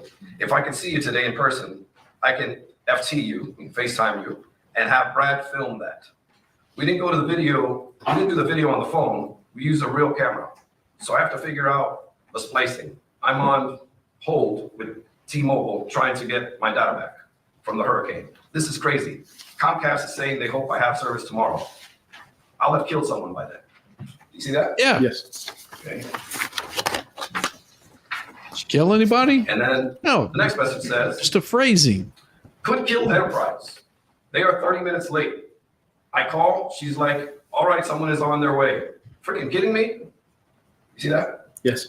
Jared didn't work for Enterprise Rent-A-Car, did he? Not that I'm aware of. Okay. Oh, wow. And this obviously has nothing to do with Jared Bridegan, correct? Correct. So No, none at all. I would agree. It might be unusual to use that word often, but they in fact did use those words often, correct? Yes, I think she did use it in her hyperbole at times.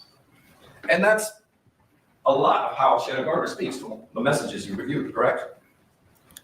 I did not review every single message she ever wrote. However, I would argue that the frequency in which she spoke about Jared was much different than the one-off messages that you've indicated here. Prefacing your testimony with you haven't reviewed all. Oh, it does get right? busy. Not in her entire phone, just during the time Can't period. see every Now, chat. that comes in. A lot of the other hyperbole she would use is talking about killing herself, correct?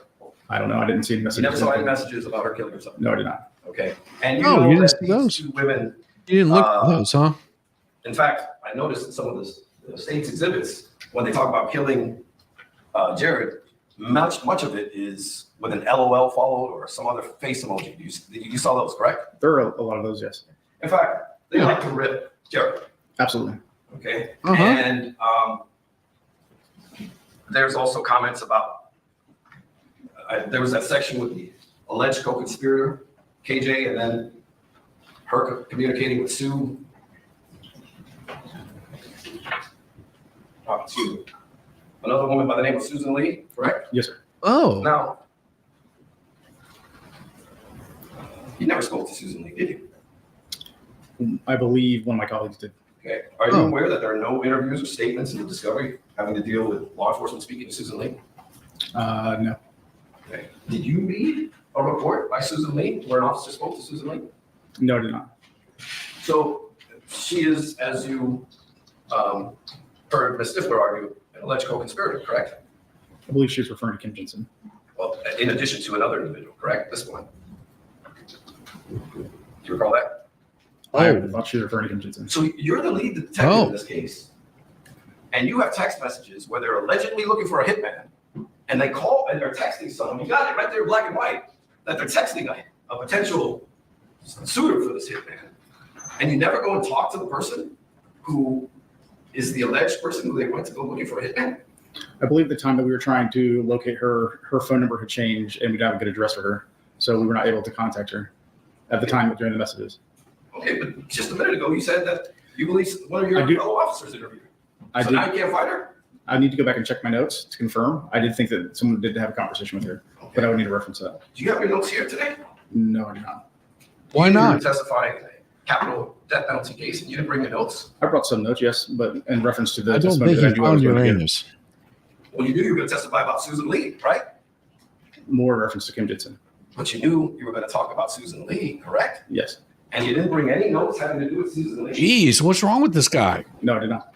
And you can't tell Judge Kite in any way, shape, or form whether any law enforcement officer from Jacksonville Police Department, or Jacksonville Beach Police Department, or any of the other cooperating officers in this investigation, which included multiple law enforcement agencies, ever spoke with Susan Lee.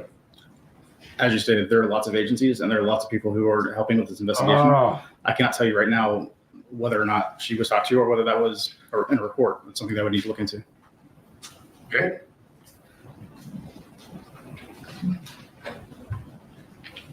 Now, I mean, if you're showing Uranus, Puddletown, he might find it. You just have to show him where it's at. Don't get mad over it. Okay. Okay. I want to talk briefly about the night of the murder. Staying on the text messages. Is Zach an amateur astronomer? Never mind, I'll drop that. Don't worry, I'm I'm a amateur astronaut. So Zach, don't you worry about being an amateur astronomer. I've still haven't made the big jump, or should I say, taking off from the ground at a high rate of speed. So, well, I've been in a few airplanes. So does that count? Now, that's what I mean by amateur, right? Well, I wrote this. I might as well ask about it. Some of the messages about killing Jared included feeding him lard because he had, I guess, high blood sugar or cholesterol. High cholesterol? Correct. So, that was a joke, right? I can't speak to their state of mind. Do you have any evidence that these women were planning on pinning him down and feeding him lard? No, I do not. Okay. So, as a detective, you took that as a joke, right? No, in fact, I did not. Okay. Did you take the part about the Easter Bunny being involved as a joke? Yes. What about Chris Angel? I believe they used Chris Angel to prove a point, not necessarily in a joking manner. Okay. But you don't know that for sure, correct? That's fair. And in fact, that's because you don't know these two women at all, correct? Outside of this investigation, no. Okay. And in fact, when you spoke with KJ, she in fact told you that this was all, peanut butter. that's just the way they spoke, correct? Initially, yes. And we're going to get to that. But basically that they sit around and they just talk, that this is kind of just the way they talk. They, I guess, have somewhat of a morbid sense of humor, correct? Correct. Now, And you these have are, to. as displayed by the evidence Life. that's submitted, a majority back in 2015, 16, and 17, correct? That's correct. You don't have any text messages about hiring a hitman in 2021 or anything like that, or 2020, correct? 2020, No, I do not. 2021, 2019, 18, 13, 2023, 2024.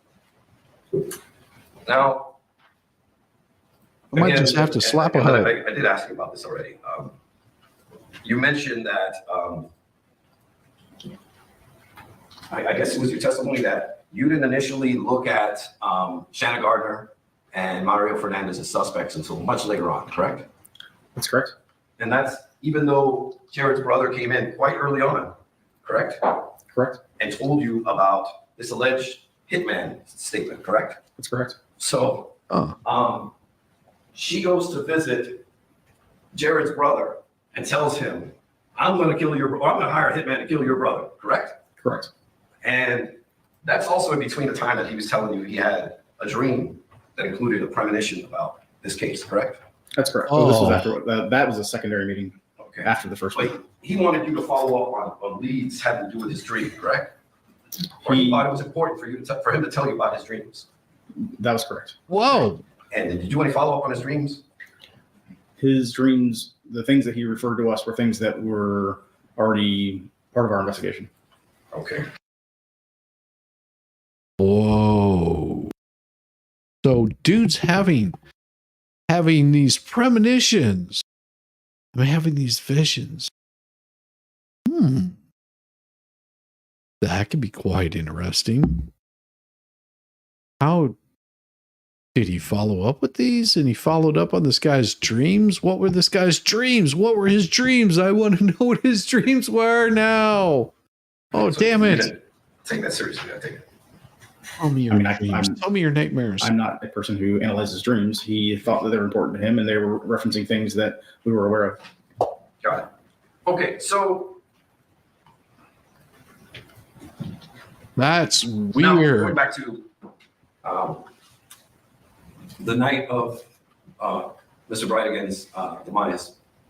Sex labia got removed. Shannon Gardner was at home, right? I didn't remove That's correct. sex labia. And that's what your investigation led you to. Don't look at me. I didn't touch his. I didn't touch his labia.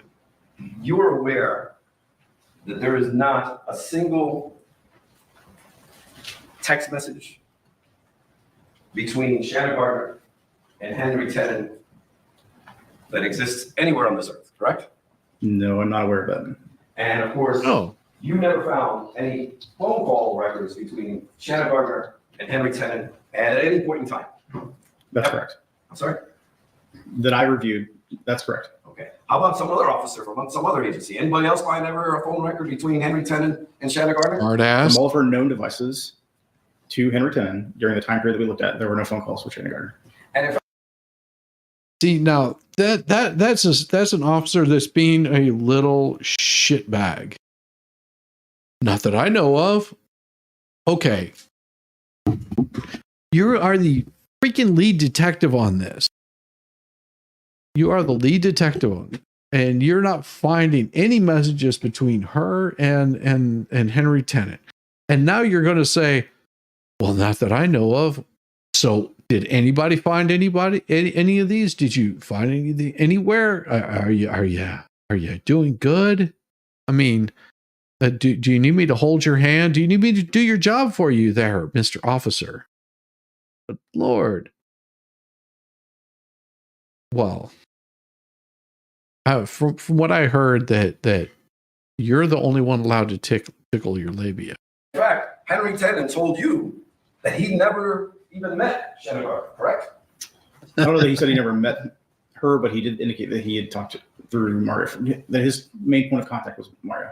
Well, let's be clear about that. His sole point of contact was with Mario. In fact, the only time he ever laid eyes on Shannon Gardner was when she was sitting in a car and they waved at each other, correct? She indicated that she had met him 5 years earlier, but I don't know the total, I don't know what their encounter Okay. was. But fair to say, you have nothing to contradict that the only interaction this person had with that person was that they waved at each other a couple years ago. That's Correct? correct. Now, there Holy is no shit. forensic evidence that, well, wait a minute. Ms. Gardner voluntarily gave you her DNA, correct? Yes, sir. And there's no DNA that was recovered from any of the items of evidence that came back to Ms. Shannon Gardner's DNA, correct? That's correct. And in fact, you're convinced that, of course, that she was not anywhere near the homicide scene, correct? That's correct. And the dry runs that were talked about earlier, you're aware too that Shannon Gardner had nothing or was nowhere near those prior dry runs, correct? I can't state that one way or another, but I don't have any evidence that she was a part of them. Okay. You don't have any evidence that she was there whatsoever. Why is it so difficult for cops to not say I have no evidence that she was there? It's like pulling fucking teeth out of Zach's labia. And in fact, Mr. Tennant, who you do have access to, told you that that never happened, of course, right? He never mentioned Shannon Gardner, and as far as the driver is concerned, And that's something as a detective you would have asked, though, right? of course. Okay. Well, that's the thing. You hire someone so you don't have to be at the crime scene. Absolutely. But also you've never had any conversation with them. You've never sent a message to them. You've never written them a letter. You've never seen them out in public. You've only met them once and you waved at them across the lane.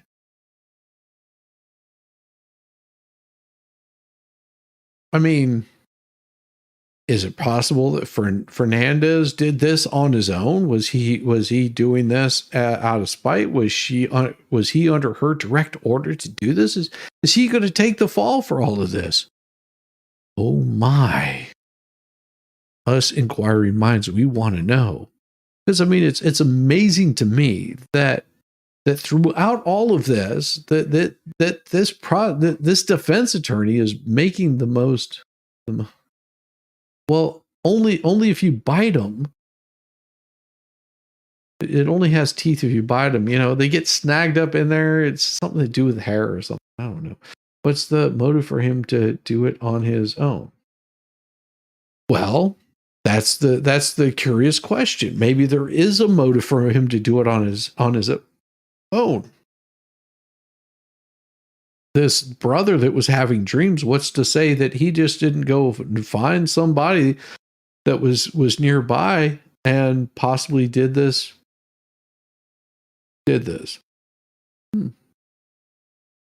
I mean, the chances are just about as high that she had something to do with it.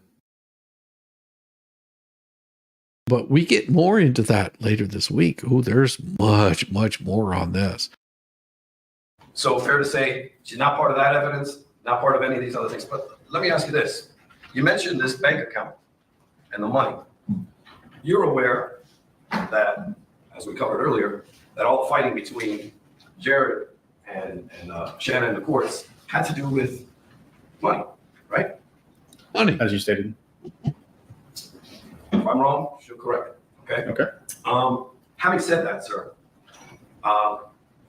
you're aware that Mario Fernandez became the trustee of that trust, that irrevocable trust, correct? Yes. So basically, he was able to move money around as needed, correct? That's correct. Okay. And that account that these checks were written from, there's not one single check from that account signed by Shannon Gardner, is there? Not that I'm aware of. And in fact, there's no ATM withdrawals where you have Shannon Gardner pulling out money from that account, correct? Not that I'm aware of. Okay. And you're also aware that Mario had his own properties, correct? I knew that he individually owned some properties, yes. Okay. And you also know that they kept. So I don't know. Have you ever been in cahoots? Because I went looking for cahoots. I couldn't find it anywhere on a map. So I apparently have never been there. I try to stay out of being in cahoots. It's an elusive place to be, I guess. Separate bank accounts as well, right? Yes. Okay. And I think it's your theory, it's the prosecution's theory that this man, Henry Tennant, committed a murder with no payment, right? I mean, he committed it. No payment up front. That's what he testified to. Kind of gave the alleged co-conspirators a pass on that, right? You have to talk to him about that. Okay. Well, I'm sure I will one day, but as it relates to this specific piece of evidence, and then the only payment that he received was 3% of the alleged. You've been money incognito that he was gonna make before? off of killing. Damn it. Where is it? Because I was looking for incognito and I couldn't find it anywhere. I mean, I searched high, low. I looked in my jacket. I looked in my hat. I couldn't find it because I was so damn fat. I don't know where in the hell incognito is. I tried it, but I think I just got tired. That's what it was. I found that there was better things to do. Welcome back, Tracy. Welcome back. Killing an individual. Welcome back. Of killing Mr. Bridegan. Is that correct? At this time, yes, that's what he said he received. And he didn't even get that 3% until a couple months after the murder. That's correct. And that's when allegedly Mr. Mario Fernandez said, "Thank you for the murder. I'll just cut you a check." Right? I don't know. Okay. And he cut him a check for $5,000, right? I was not present during that interaction. I can only tell you what he did Oh, receive. That's Jesus. what Mr. Tennant told you, right? That he'd received 3 checks. The 5,000 of it was for the first payment from the homicide. Right. And he also told you that he gave him another $5,000, but that was for work, legitimate work that he had actually done for Mr. Fernandez, correct? Yes, sir. So there's money going back and forth between Mr. Tennant and Mario Fernandez that's absolutely legitimate, correct? Per his testimony, yes. I'm sorry? Yes. Okay.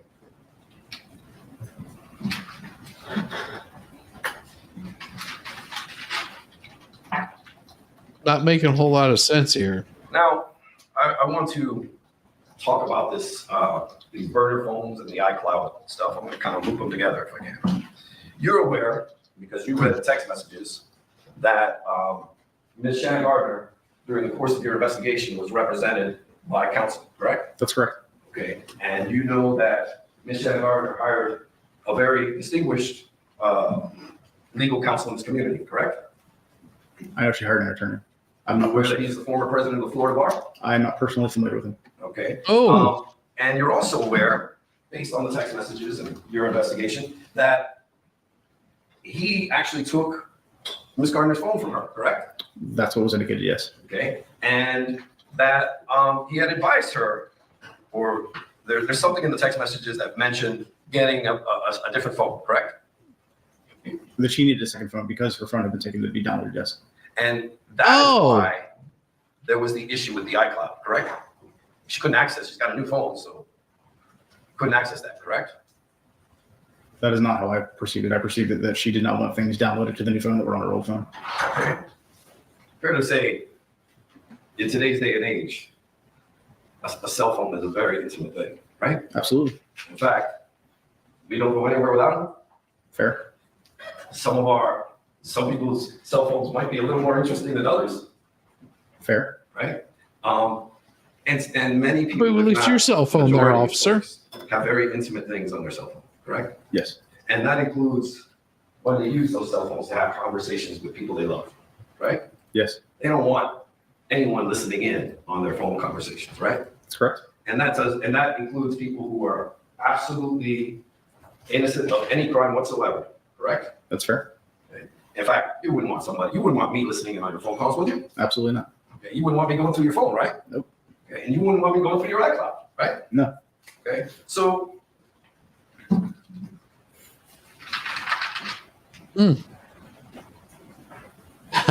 Betsy. Probably in Pennsylvania, like they Now I wanna like to talk name their about towns very unusual names, like these- labia.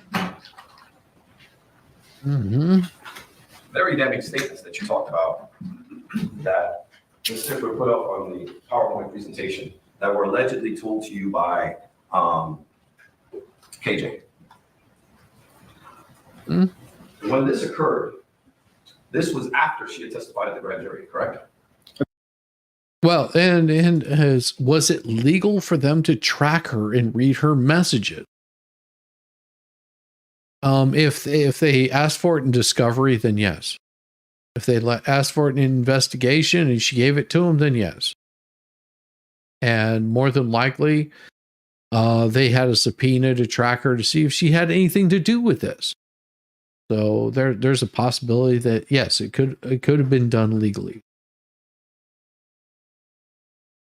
That's not relevant. I mean, if she knows that more than likely they're tracking her, like here's the thing. If you know that you're going to be clicking on a website and you know that they're going to be putting malware on there, you're going to be doing things to avoid getting malware on your computer, right?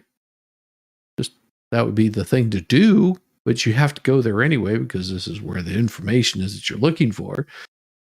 You're sort of going into the situation knowing what's about to happen, but you allow it to happen anyway. You say, yes, I'll allow those cookies. Oh, yeah. That's correct. Okay. This in fact was in July 2023, correct? Correct. And IMAX, Michigan. this was a situation where you went to her. Cut off Louisiana. Or law enforcement went to her and stopped her outside of a Publix, correct? That's correct. And you told her, you need to come with us, correct? We served her with a subpoena. Okay. And at that time, you wanted to drive her to the state attorney's office, correct? Yes. And when you did that, she didn't want to go with you in your car, right? She asked if she could drive her own car, and we indicated that she could come with us, and we'd bring her back to her car, and she agreed to that. Did she went in her car or she Yeah. went with you? I actually don't recall if we drove her, or she drove herself. Okay. You wouldn't know if you took her in the back of a police car or in a police car? It was almost a year ago. It's a minor detail. I don't remember. Okay. Well, the details didn't turn out to be so minor, correct? As far as her transportation to the state attorney's office, I would consider that a minor detail. Okay. Oh, really? Interacting with a critical witness in a homicide is not, right? Correct. And you knew that she was a critical witness because you had all the text messages, right? Correct. And you knew she was a critical witness because you had in fact spoken to her previously, correct?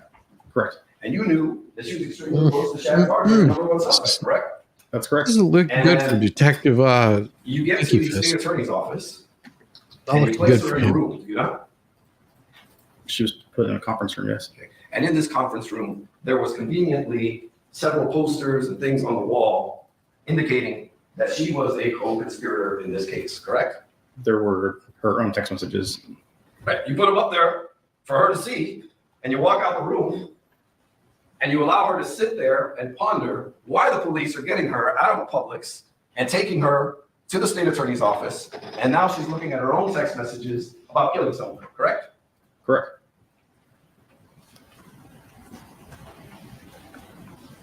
I saw Ms. Stifler's PowerPoint, and Wow. they were just statements in quotes that Ms. Stifler or someone at the state attorney's office put in the computer, correct? I saw that during your direct testimony, right? Yes. Okay.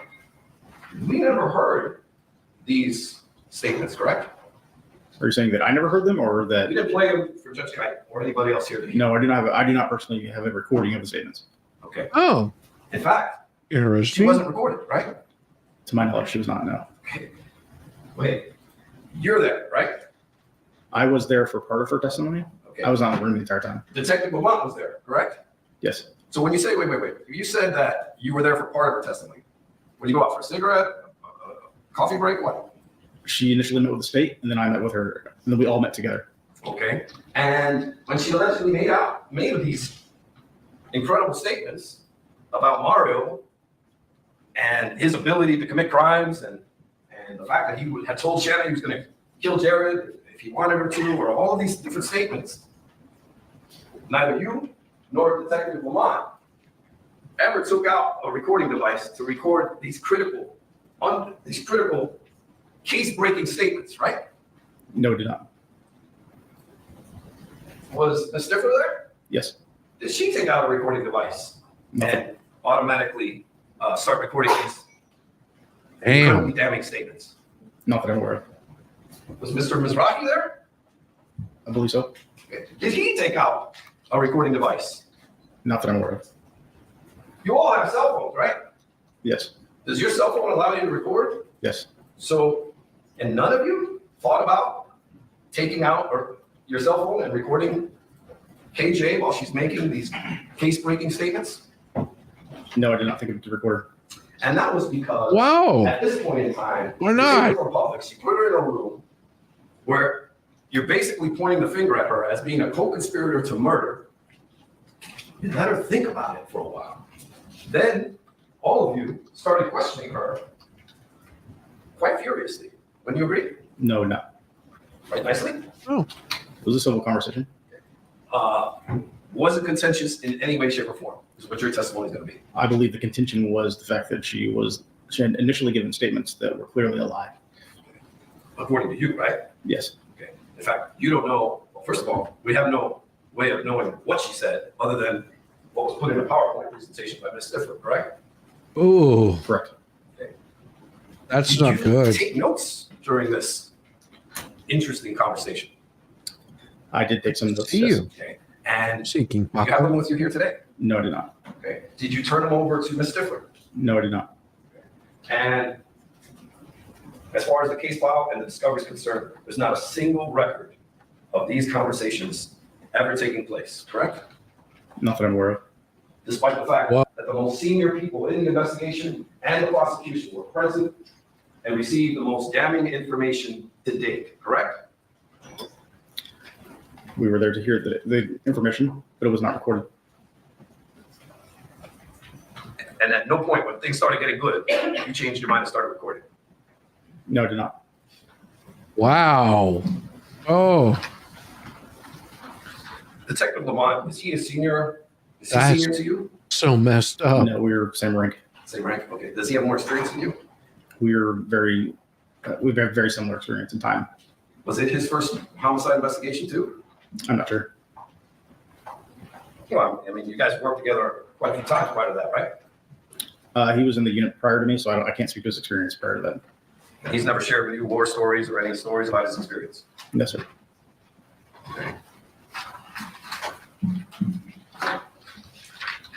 Now, Mm.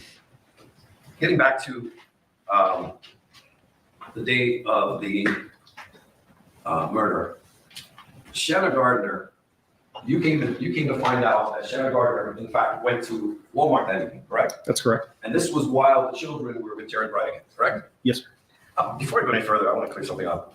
There's no communications whatsoever that indicate that Jared Bridegan, where Jared Bridegan indicated to either Shanna or Mario Fernandez that he was bringing his small 2-year-old child with him for date night, correct? Huh. I believe that she was brought as a matter of routine. That's not the question I asked. Okay? There's nothing that you have in terms of communications or evidence that indicate that he informed Shanna Gardner or Mario Fernandez or anyone close to them that he was bringing his child that evening. That's correct. And in fact, you never read any text messages that indicated that he was bringing his child to date night, correct? Correct. Now, getting back to the night of the murder, Shanna Gardner went to a Walmart that evening, correct? Correct. And this is while Jared is with the children, right? That's correct. And he's supposed to return the children at 7:45, correct? Correct. And Shanna checks out at the Walmart at 7:20 p.m., correct? Around then, I don't remember the exact time. And you're aware that, of course, the Walmart's approximately 15 minutes away from their home, correct? Give or take. Okay. And that would, 7:20, check out, you know that from the receipt, right? Correct. And let's say she's done, makes her payment, picks up the bags, it's in the shopping cart, walks to her car, then puts the bags in the car, gets in her car. That's about, it could be a couple minutes, right? Okay. So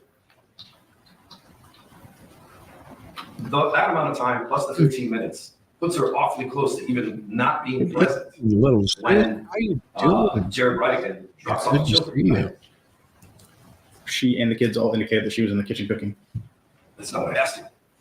That puts it quite close to her missing the drop off, right? Sure. And if there's traffic, or she would have been delayed as little as 10 minutes, she would have missed it completely, correct? I guess it's possible. She would have missed her alibi had she not made it on time, correct? I mean, it's hard to say that she would miss her alibi. Okay. You won't give me that, right? No. All right. But you know where I'm getting at.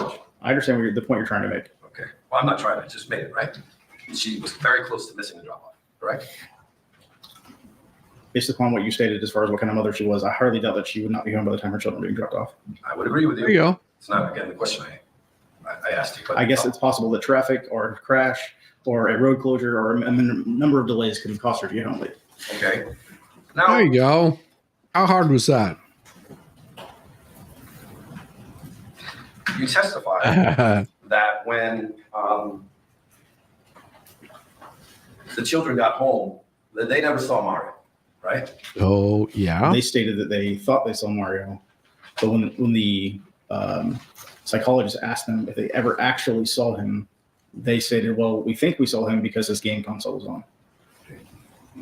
And that included the boy, correct? As far as I recall, both of them made a similar statement. Okay. And the purpose of you telling Judge Kite that, of course, is to show that possible Mario wasn't even there, right? It is possible, yes. Okay. And in fact, that was the purpose of the statement, right? Yes. Okay. I want to play that portion of the child CPT interview so we can know exactly what he said. Okay? I can have just a moment, Judge. Is it one of the exhibits? Mr. Crody, is it one of the exhibits? Judge, it's not, we were aware, the detective, Johnson will make this, I can burn it to a disk and bring it tomorrow to court for you.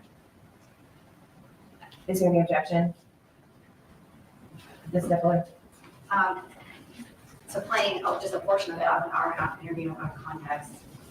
I don't have an objection to it. I Well, just you can redirect delete it. on it. If that, like, you can complete it if you want, or play other. Did you alert what you're playing? Yes, this is the child's. I mean, to the state. No, I'm sorry. Okay, why don't you- I didn't, during the break, I stepped away. That's where we Mr. think Crody, will you let them know what portion at least so they know? We're playing in 1 hour, 23 minutes, Judge. Okay, And that's all we judge. I should have. that's all.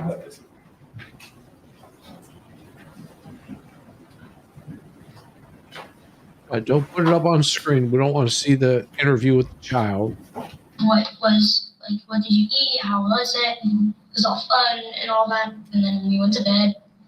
And then the next morning, that's when I found out. But when you got home that night, what was your mom doing? I think she was cooking. She was on the counter texting people. Was Mario home when you got home? Yeah, he plays video games. He was playing his video games at his desk. Did you actually see him playing his video games, or you think that's what he's doing? I mean, he had his headphones, he had the controller, and then I heard, oh, right, fire, because we play Call of Duty. It's a shooting game. Okay. And so I'm pretty sure he was. I heard the thing. He had his gaming headphones. He had the controller. So I'm pretty sure he was. Okay. And I think I looked over one time after I docked, and then I saw him playing video games. Okay. So I don't think he was doing anything. You heard the child mention that Mr. Fernandez had on headphones, correct? He mentioned that he had applications of playing a game. He said, I'm sure he was. I think he was. Never at any time did he indicate that he actually saw Mario Fernandez. But he heard it say fire, fire, fire. Please try and answer my question. You heard him say that, correct? That he had his headphones? Yes. Okay. You also heard him saying that he heard Mario saying, I guess, left, or talk while he's playing the video game, correct? Did he hear Mario or did he hear the game console or someone else talking in it? Well, he said, I could hear left, or whatever. I'm just saying it wasn't clear that he did or didn't hear Mario. It was quite clear to you when he says that he saw him, right? No, sir. I did not take it as someone who said that he actually saw Mario Fernandez. I will just replay that last portion for you. Okay. So we're not disputing it.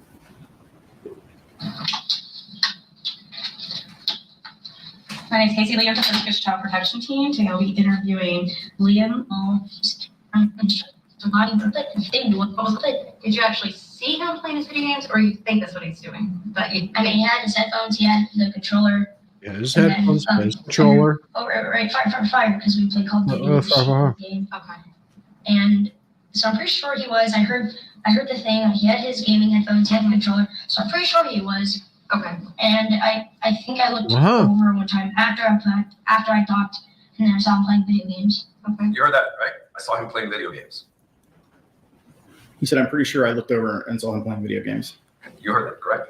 Yes, I heard the statement. Okay. That's different than what you told Judge Keicher in the direct examination, correct? I don't believe it is. I don't think that he was sure whether Mario was there or not. All right. Now, sir, I want to talk about this arrest of Henry Tenen and the Intrepid, which is the PR firm's, that whole testimony that you covered Absolutely. earlier. You recall that testimony? Yes, sir. Okay. So let's go back to the night of August 18, 2022. That was the night that you decided to arrest Henry Tenen, correct? Correct. Now, the way you did that was you knew he was a habitual traffic offender, correct? That's correct. Okay. And he was pulled over under a ruse that he was going to be arrested and the reason you guys were interested in him was because he was a habitual traffic offender, right? That's correct. Then that was at 12 a.m. on August 18th of 2022, right about that time, right around midnight. No, it was early in the morning. Okay. It wasn't at night? No, sir. Okay. How early in the morning? It was like 5:30 in the morning, 5:30. Okay. I don't know the time. I don't remember the time of the exact traffic stop, but it was very early in the morning. I'll double check. 1 second.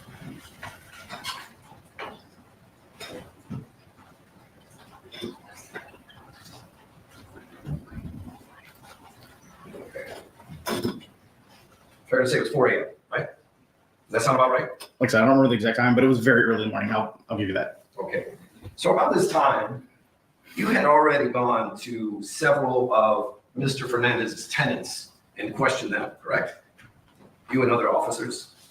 We Uh-oh. talked to one other tenant. Okay. And this is where you first saw the truck, right? No, sir. Well, there was a situation where you were speaking to a tenant. Well, I don't know if it was you, but an officer was investigating this case and was speaking to a gentleman who was a tenant, correct? That's correct. And that's when Mr. Tenant pulled up at some point, correct? That's correct. And there was some questioning about the truck, right? That's yes. Okay. And that's kind of when Mr. Tenant got on your radar, right? He didn't get on our radar until we had located a tire at the house. Okay. And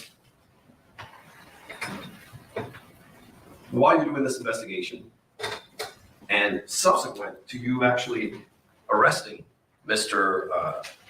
Tenant, you go and speak to one of Mario Fernandez's tenants, correct? Correct. Mr. Tennant's roommate. It's awesome, Zach. And that's at 5:30 in the morning, that same night, right? Morning, yes, sir. Okay, excuse me, morning. You didn't mention that to Judge Kite, right? No. Okay, so you're also monitoring Mr. Tennant's roommate and his communications with Mario Fernandez, right? Oh, We did request tolls for him. Okay, in fact, what ended up happening was you found out that there was a call between the roommate and Mr. Fernandez at 7:22 a.m., correct?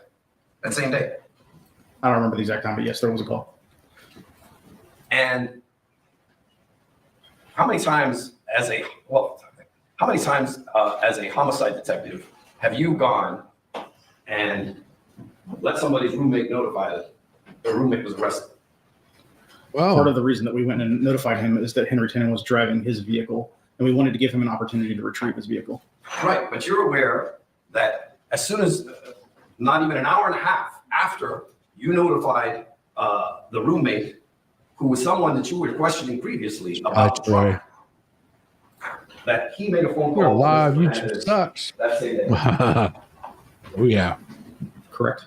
And in fact, you told him that Tennant's truck was used in the murder, correct? I don't remember exactly what was said to him or not. Okay. You sure you don't remember? I don't remember. Okay. Mm-hmm. Fair to say the reason you did this is to get them talking, right? To see where that takes you. We were not monitoring their communications at this time. But you were Oh, really? able to go back and check your phone records, right? Yes, but And- Mr. Ordway wasn't using his own phone. He was using someone else's phone to surreptitiously talk to Mario Fernandez. So I'm not sure. Right, and that's what you found out, right? That he was actually communicating with Mario Fernandez after you guys had gone there and told him that Tennant was arrested, right? Yes, And that the truck was used in the murder, right? I don't know the communication as far as that was concerned. I was not there for that. Okay, but the whole reason you told all of us, including Judge Kite, that Miss Gardner called the PR people, that they were concerned about the truck, that there's no way they would have known. You conveniently left out the fact that you had actually gone to this gentleman's house Oh, and told him that Tennant was arrested and that the truck was used in the murder, correct? oh, There again, oh. I don't know what was said to Mr. Ordway exactly. You just admitted to it. But either way, isn't it kind of odd that you would call and let your landlord know that your roommate was arrested? Well, No. remember, I get to ask the questions here. You don't, Sorry, I right? apologize. Okay. Douchebag. Okay. Now, as the detective, of course, you get to review all of the reports in this case, right? Yes, sir. Including those of your partner, Detective Lamont, Yes. right? I want to clarify. I know you seem a bit unsure about whether you guys had informed the roommate as to whether the truck was used in the murder. Remember, you seemed a little unsure of that? Yes, sir. Okay, would it refresh your recollection if I showed you Detective Lamont's report, where it says, where it lays it out for you? Okay.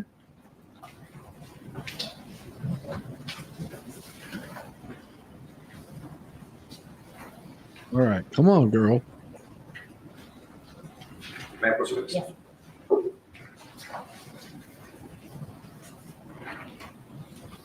I want to direct your attention first to the date and time of the report, which is August 19th of 22. Is that correct? Yes, sir.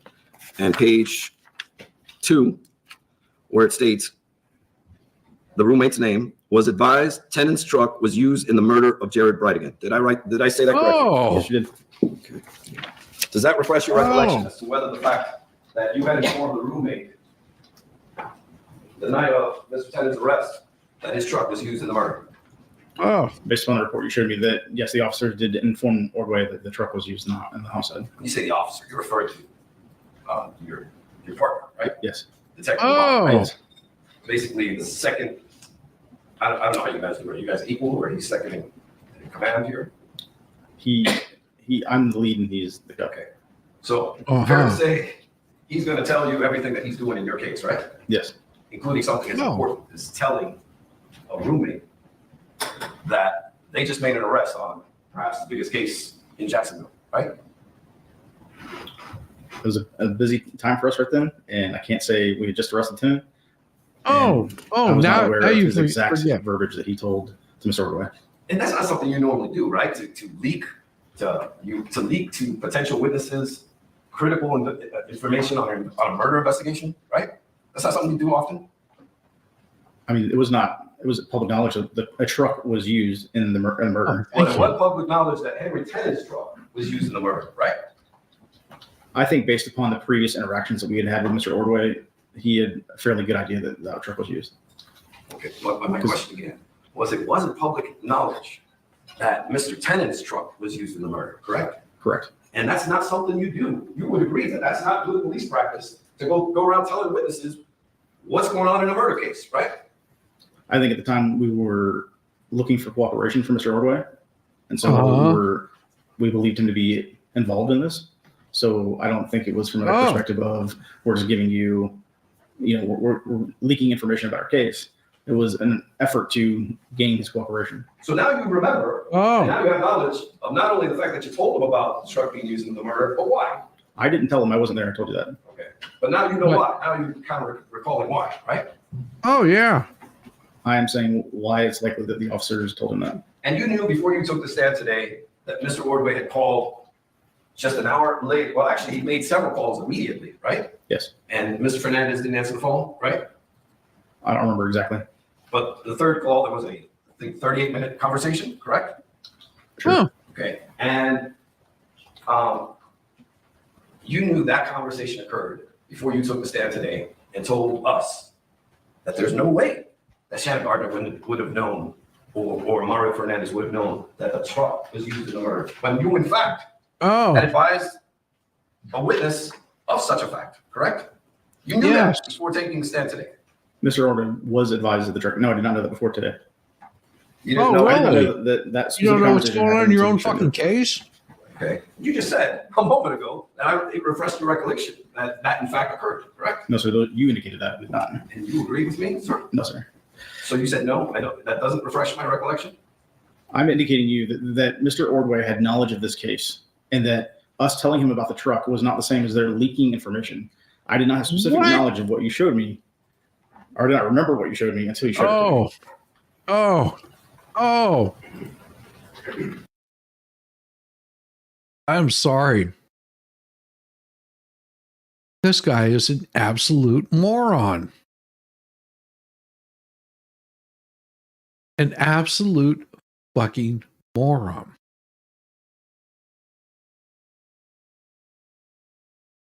You don't have my glasses on at that time. How you doing, a spy toy?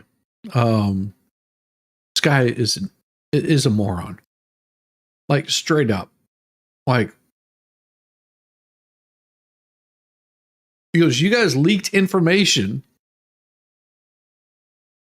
to somebody that called Fernandez and said what was going on. And he couldn't get in touch with them right away and said, hey, this guy's truck was being used in this. And all of a sudden, it's not like they were trying to hide it or anything. It's just like, holy crap. Uh-huh. We're gonna dig into this a little bit more because this is crazy. Oh my God.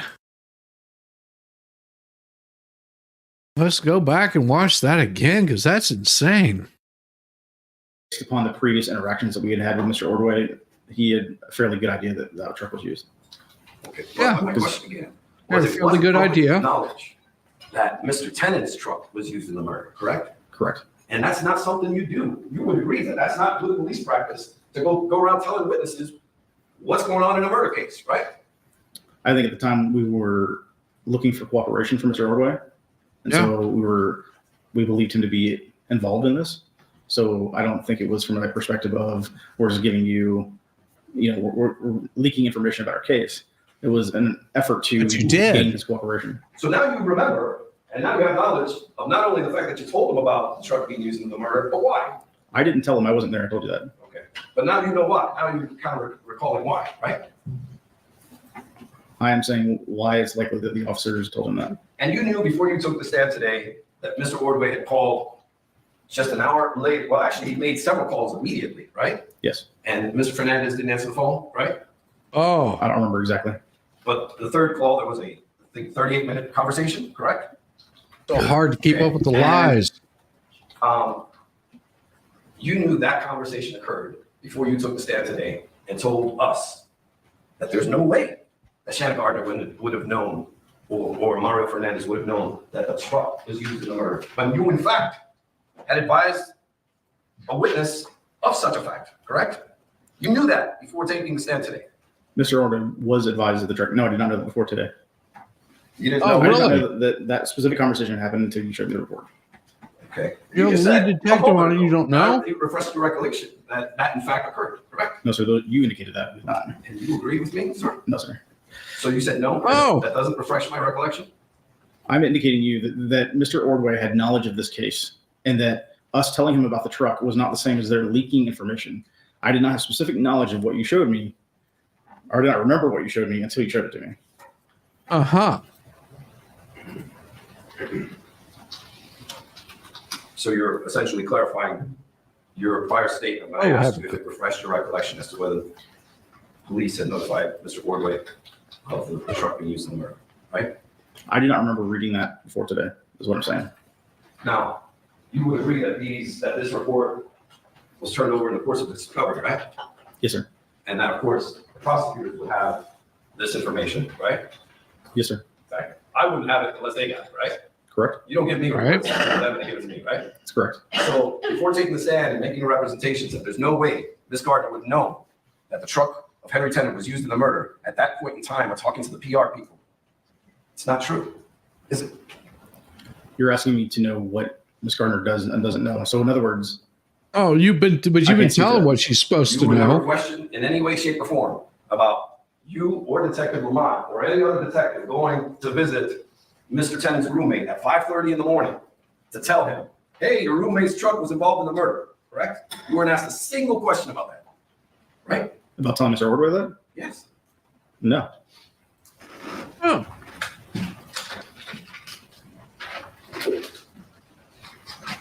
Doesn't look good for you, buddy. Not at all.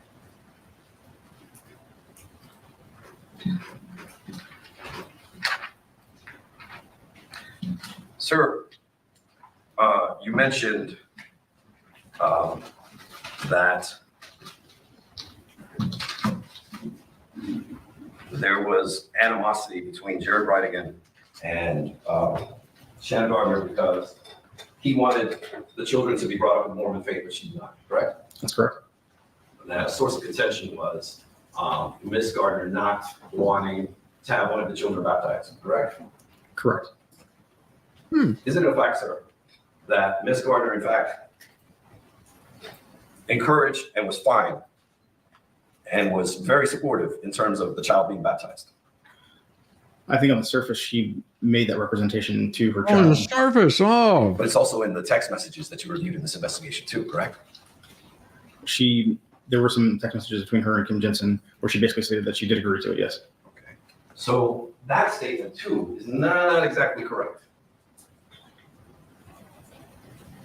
Correct? What do you mean? She What was do you in mean? support. She supported the child in getting baptized, correct? Yes, she gave her support, yes. Now, you also mentioned that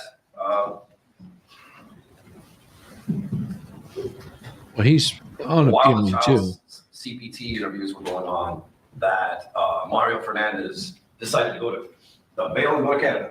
Is that pretty much what you testified to, more or less, or correct?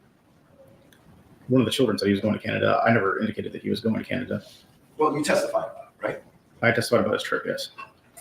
Now, Ms. Gardner wasn't allowed to participate in the CPT interview, correct? That's correct. And she, in fact, wasn't present and didn't get to see it, correct? Correct. You didn't get, like, we just saw that video. You never showed her that video, right? That's correct. Okay. And she would have no idea whether the children would have told the CPT person that Mario was or was not present the evening of the murder, correct?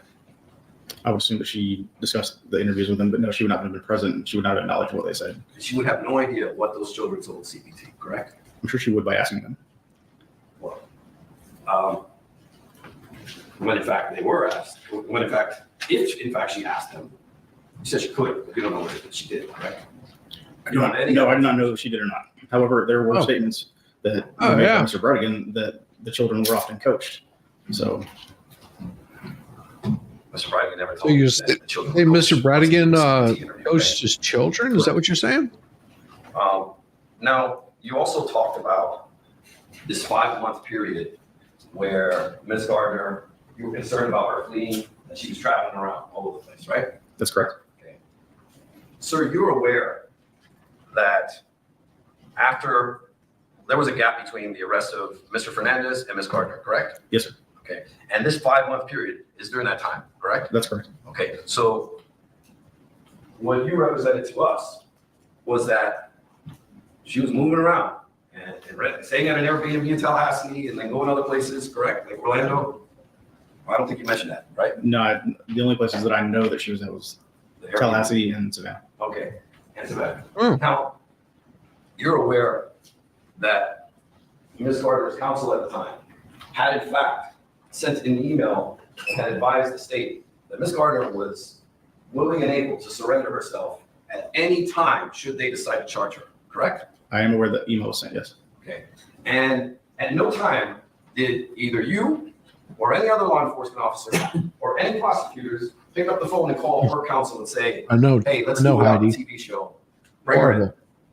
correct? I'm not aware of that now. And are you, well, you're not aware that that ever occurred, right? I'm not aware that a phone call like that was ever made, Right, no phone call was ever made, as far as you know. as far as I know, yes. And in fact, that was never a suggestion of yours, right? No, it was not. Okay, and in fact, you're aware as a police officer that when you do a takedown He's in been up there someone's for home, several hours now. there are I numerous don't officers blame that are him. armed, right? Yes, sir. And that's in fact occurred in this case, Yes, sir. and that there were children in that home, Yes, sir. and multiple officers stormed that home with assault rifles, correct? I don't think they stormed the home. They went inside, yelled police, all that kind of stuff, right? Yes, sir. And things can go drastically wrong when that happens, right? Yes, sir. In fact, you put lives in danger when you do that, right? Many lives are in danger when anytime that we do any type of operation. It's a necessary risk that you have to take, right? Yes, sir. Okay. But nonetheless, lives are at risk, including those of children, right? I do not believe that their lives were at risk. Oh. But all of that risk could have been alleviated had someone picked up the phone and said, okay, Ms. Gardner, why don't you turn yourself in, right? That would also give someone an opportunity to flee if they were going to. Oh yeah, Now, most you're definitely. also aware, or are you aware, I should ask You know, that the make reason this thing go up right. that Ms. Gardner was in Tallahassee and other places was that they were waiting to see if in fact she was going to be charged and that she wanted to be in the jurisdiction of the court? I did not know why she was in the locations that she was in. If that in fact is true, let's assume that for 5 months, she's going from Tallahassee, Orlando, Savannah, and renting places. He doesn't have a knack. To stay there, to be close if she's charged. That's quite a large amount of effort and expense to avail themselves to the jurisdiction of the court. Would you agree? I mean, I can't speak to what she was doing. I'm not asking you to. I'm asking you, sir, that if in fact that's true, that the reason she's doing that is to be able to avail herself and turn herself in. That's an extreme amount of effort and expense. Wouldn't you agree? Now I can Why would stand she up not and just talk to come you to the guys. jurisdiction that the court is in? Again, I get to ask the questions and you don't. But my question to you, I know you don't want to answer it, but I'm going to ask again. You would agree that that's a lot of effort and expense, right? I would agree that it would be a lot of effort and expense to rent a home for several weeks that you do not currently live in. And Wow. Oh, You, of course, oh, are amazing. aware that there was a significant amount of media coverage in this case at that time. And she wanted to move her kids Especially- away from there. Focused on this woman. Makes sense to after me. Mario Fernandez was arrested, right? I can't speak to exactly what was focused on her, but overall, the case had a lot of media attention. But the theme was when she get So just imagine you've got media attention everywhere. What would you do if you have media parked outside your front door every damn day? You can't do normal business. You can't leave. You can't get up. You can't go poop. You can't go take a shower. You can't water your lawn. You can't mow your grass. You can't do anything outside of your house without the media hounding you. What do? Do you just lock yourself away? I would probably just go on YouTube and make fun of them. Probably set a camera up so that way I could film them out there being complete idiots. But what would you do in this situation? If you've got media bothering you constantly, would you sit there in your home, not be able to take your kids out, don't want them showing their face, or would you take your happy ass somewhere else?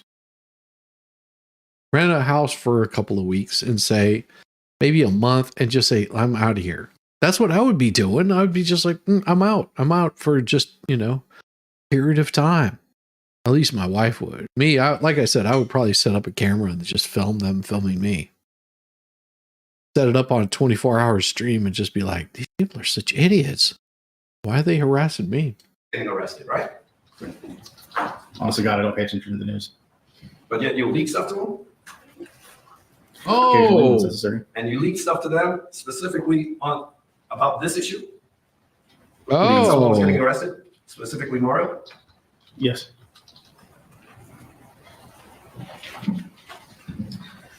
Judge, can I have the court's indulgence for a moment? I want to see if I have any footage.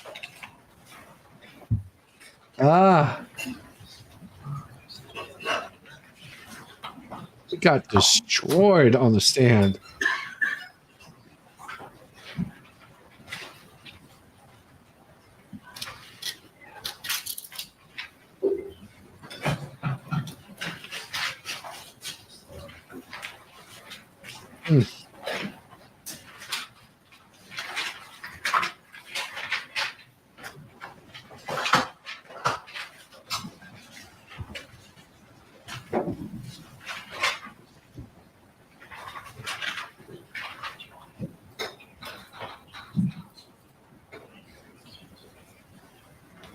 Uh-huh.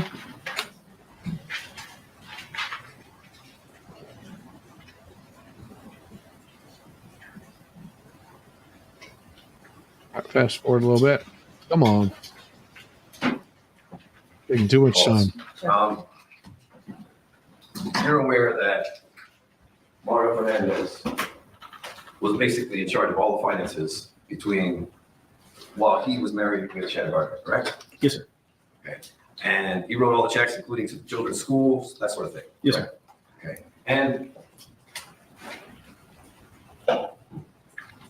you talked about how this divorce was imminent, and that was something that Mr. Tennant said, that Mario Fernandez said, that's why it has to go down right away, right? Yes, sir. But sir, you're aware that both Mario Fernandez and Shanna Gardner were planning on divorcing for months, correct? That was Oh. what they indicated to the school staff, yes. Right. In fact, they communicated that to the school because one of the concerns is disruption in the children's lives, correct? Correct. And that's something they wanted the school to monitor, right? Yes. Specifically Oh. Shanna, right? Yes. So it was no secret that while they were still together, living together, they in fact were going to get divorced in just a few months after the children finished school, correct? That is what Shannon had indicated to the school staff, yes. Oh. Now, one last thing. Hey, Indigo Luna. How you When doing? discussing the testimony of Mr. Byrd to Judge Kite. So good to see you, Luna. This was the statement with the guy who mentioned that Looking wonderful Carter as said- always.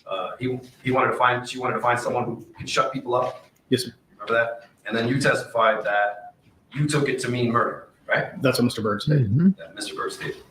But you in fact are aware that Mr. Byrd didn't state anything of the kind. In fact, to the contrary, he said, as to that point, he didn't take it to mean anything at the time, correct? Oh. My recollection of his statement was is that he did in fact mean that she was looking for someone to kill Jared Bridegan. Oh. Well, How? Where? When? would it refresh your Why? recollection How? if I showed you the police report on this specific interview? Possibly. May I approach you with this? Yes. Oh. We showed. Oh, sorry. Oh, he is looking at that attorney going, please get me out of this. This is going to hurt so good. Love it. Love the I'm showing you, pain. sir, a report dated 6/17/22. Is that correct? Yes, sir. Yes, sir. And on the second page of that report, it specifically states that Byrd advised at that point, he did not take it to mean anything at that time. Correct? Did I read that correctly? Yes, sir. And do you see murder anywhere written in there in any way, shape, or form? No, I did not. I have no further Oof. Before you question, can I see the lawyers? It's not ours for scheduling.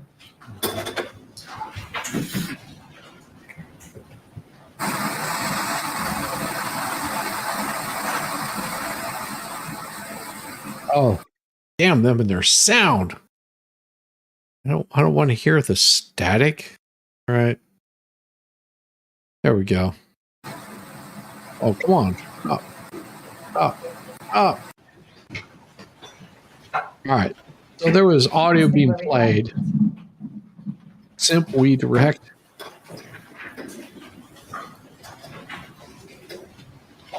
She is getting her handed to her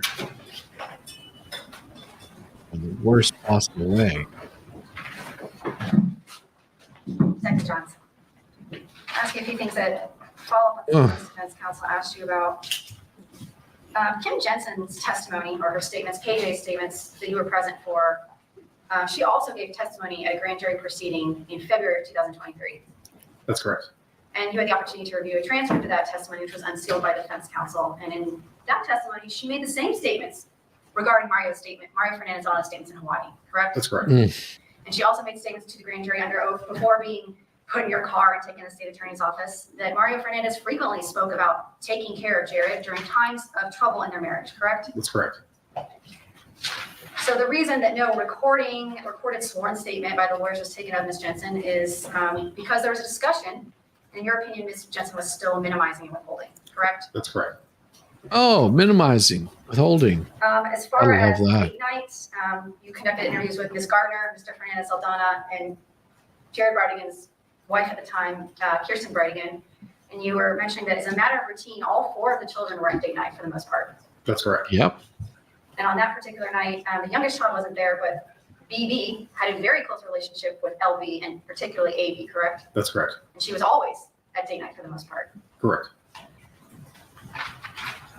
And there was some mention about the CPT interviews. That is an hour and 40-minute interview, and in that interview, it would be fair to say that LB is inconsistent in the course of his own interview about the timeline of events that night, not only related to Mario Fernandez Saldana, but related to just the events of the night. That's correct. Objection, leading. Sustained. Yeah, it is. Did Ms. Gardner ever tell you that LB was not the most reliable witness? Yeah, she made statements in her own interview that he Oh. was not very reliable with details and facts. And did she advise you in that same interview that if you wanted a better timeline or more accurate details, you should speak with AB? Yes, that's correct. This AB's older. Detective Johns, when police are executing a warrant for, Well, that's nothing that's abnormal. That really is nothing abnormal. Like, if you wanted a reliable account of something that happened, I notice a lot of things that my wife doesn't. But if you asked me like a date, I couldn't tell you that. Now, there's certain things that I notice, like person was wearing, what firearm they were pointing at you, what clothes they were on, what color the person was, how tall they were. Those are things that I notice. Whereas my wife could say, "Oh, well, that happened on a Thursday in 1918," and she would be like all over it. Me, I'm completely not like that. I pay attention to more specific details for me, and she pays to different details. Like if they, and that's no different than this kid right here. It's just like, well, don't rely on him to tell you for sure, because he doesn't remember jack squat. He can't even remember to brush his teeth in the morning. Expect him to remember, what happened when. first degree murder, is it generally done with a takedown team and SWAT? Due to the severity of the charges, the flight risk, and the risk to evidence, I've never heard of it done any other way. Right, so any homicide that you're aware of the Jacksonville Beach Police Department, or an arrest on a first degree homicide that they've made, or in your time working in conjunction with the ATF and with the Jacksonville Sheriff's Office, for the most part, that is standard matter of practice. That's correct. Oh, Mr. Tennant's roommate, he was interviewed how many times prior to that August 18th? At least 3 times. And he was cooperative and actually gave you information regarding Henry Tennant's possession of a vehicle that was similar to the one used in the homicide. That's correct. And on August 18th, that wasn't the first time you've been asked about that vehicle or shown the picture of the vehicle media released from Jacksonville Beach Police. It was, But I was not the first no, time. it was not the first time. Defense counsel Weird. has presented you with some iCloud messages from Ms. Gardner about other oh yeah, Heidi. It's more flippant comments curious. she may have made about wanting to kill someone. And so these came from her iCloud. So were these deleted from her iCloud? I did not see them. If defense counsel was provided a copy of her iCloud from your property room, correct? Correct. So if they got these from them, that means that Ms. Gardner most likely did not delete these flippant comments about killing people. Objection, from her calls for iCloud. speculation. Oh yeah. Sustained a meeting. Right. The messages between Kim Jensen and Shanna Gardner about killing Jared Bridegan were deleted from her iCloud, were they not? Correct. And as far as you know, are her children still alive? They haven't been murdered. They're not murdered. The last All right, moving two to issues I want to case. speak about are the child custody issues, disputes regarding the baptism. Was there a dispute between Shanna Gardner and Jared Bridegan about which church or ward the baptism would take place at? Yes, Ms. Carter wanted it to take place in the local ward where she was friends with the bishop and his wife. The Bishop Curry, Yes, the same ward where KJ is a member? that's correct. And Ms. Gardner was not actually a member of Oh. that church at the time. That's correct. Doesn't matter. Don't have to be active of Defense that. counsel brought up that the text messages regarding looking for a What do they hitman call it, stopped in ward? about 2017. Weird. But Ms. Jensen, at grand jury and the state attorney's office, did she give you testimony regarding Call it a statements after ward. 2017? There were always, just because the statements weren't in their text messages, there were always continuous statements made about killing Jared or Mario taking care of Jared and meaning to murder Jared. And some of those statements referenced COVID, which obviously occurred after 2017. Right. Okay. Mm-mm-mm. And Ms. Gardner's attempts to reach out to other individuals, M or H or Thomas or Bradley Bird or Justin Bridegan, before 2017, they ceased up at that point. She married Mario Fernandez in 2018, correct? That's correct. And one of these statements from her former coworker at Discovery School was that prior to marrying, Mario Fernandez Aldana told Shanna Gardner that he could take care of Jared, get 4 guys, break in and make it look like a burglary. That's correct. Mm-hmm. The court case had calmed Hey, down Song before the Ray. homicide, and we've entered exhibits into evidence. You Were there don't any ever. text messages between KJ and Miss Gardner regarding I say this all the time. You're never late. You're just here whenever you get here. There's nothing wrong with that. You can be late. You can be early. This is YouTube, for love of God. It does. I don't require any sort of like people, to bow down to me. You show up whenever you get here, and you're just as welcome if you showed up early or late. Lovely. I love all of you folks. Wonderful. the quote best time for magic? There was a message from Ms. Gardner to KJ that stated that the best time for magic is when things are amicable. And again, magic was one of their code words that they used to talk about Crazy. the murder of Jared Bridegan. That's correct. Mm-hmm. Don't have any further questions for me. This witness stepped in. As you shouldn't. Wait, Just that brief, really. nothing you've covered before. No, just thought that was brought up now. Well, this is our prior attorney that's getting ready to come up, but that we're going to save for later. After they're finished with him, I've got something I want to read to you guys. You testified that just now during redirect that the child who gave the statement about Mario being home was not reliable, right? Ms. Gardner stated that he was not That was reliable. a redirect, right? Correct. Possible. But you relied on his statement. I get a lot of emails, so Correct. In very conjunction with possible. his sisters. I think so. And you mentioned about these text messages that I did not see them. What your answer was in reference to these text messages of having not seen specific text messages. You have not reviewed all of the text messages as you. That's correct. I have not. Okay. And then, are you aware that in the grand jury testimony, COVID is never mentioned, correct? Nice. I will check She that out. is making the reference to COVID was Thank made you. in Thank you, text. Song of Rain. I appreciate you. But they are I will definitely. essentially, I hope you Yeah. guys have COVID or something like that, right? No, it was indicating that Mario couldn't take action because of COVID. Now, there's nothing, those are not specific text messages that you introduced today, correct? I have not introduced anything. Okay. In fact, sounds like a pretty damning text message. Why didn't you bring it to court today? I did not introduce evidence to the court. And that's a fact because it doesn't exist, right? There is talk between Kim Jensen and Shanna Gardner about Mario not being able to take action because of COVID. That, in fact, is a statement that was allegedly made in this unrecorded conference that was at the state attorney's office. Wouldn't you agree? It was made there, yes. Oh, it was never recorded. All right, thank you, Detective. Never recorded. Oh my God. State doesn't have any. So they're saying that there are these statements that were made that were never recorded. Well, all you fine people that have been hanging out, oh, I have something even more for you. Something even more in this case that just recently came about. And it is so egregious. I'm going to sit down for this one. So just give me a second while I shrink again, because I'm going to put this back into a seating position. There we go. I'm going to disappear for a second, but it'll join me in a second. You'll see.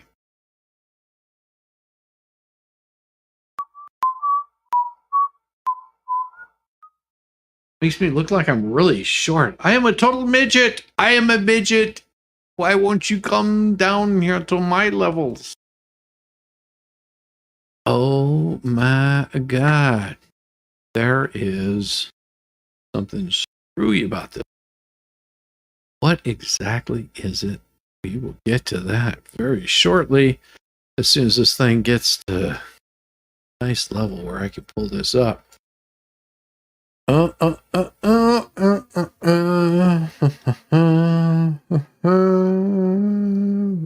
is it? Make sure I have the correct one here. Let's see. That's not it. Could have been.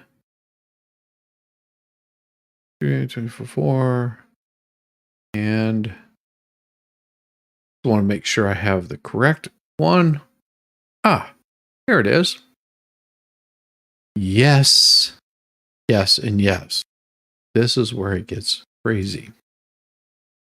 Share this with you guys so you can take a look at what I am saying. All right. This here is where the case currently is. Everything that I've been showing you is just where it's been. And we'll go back to more of this.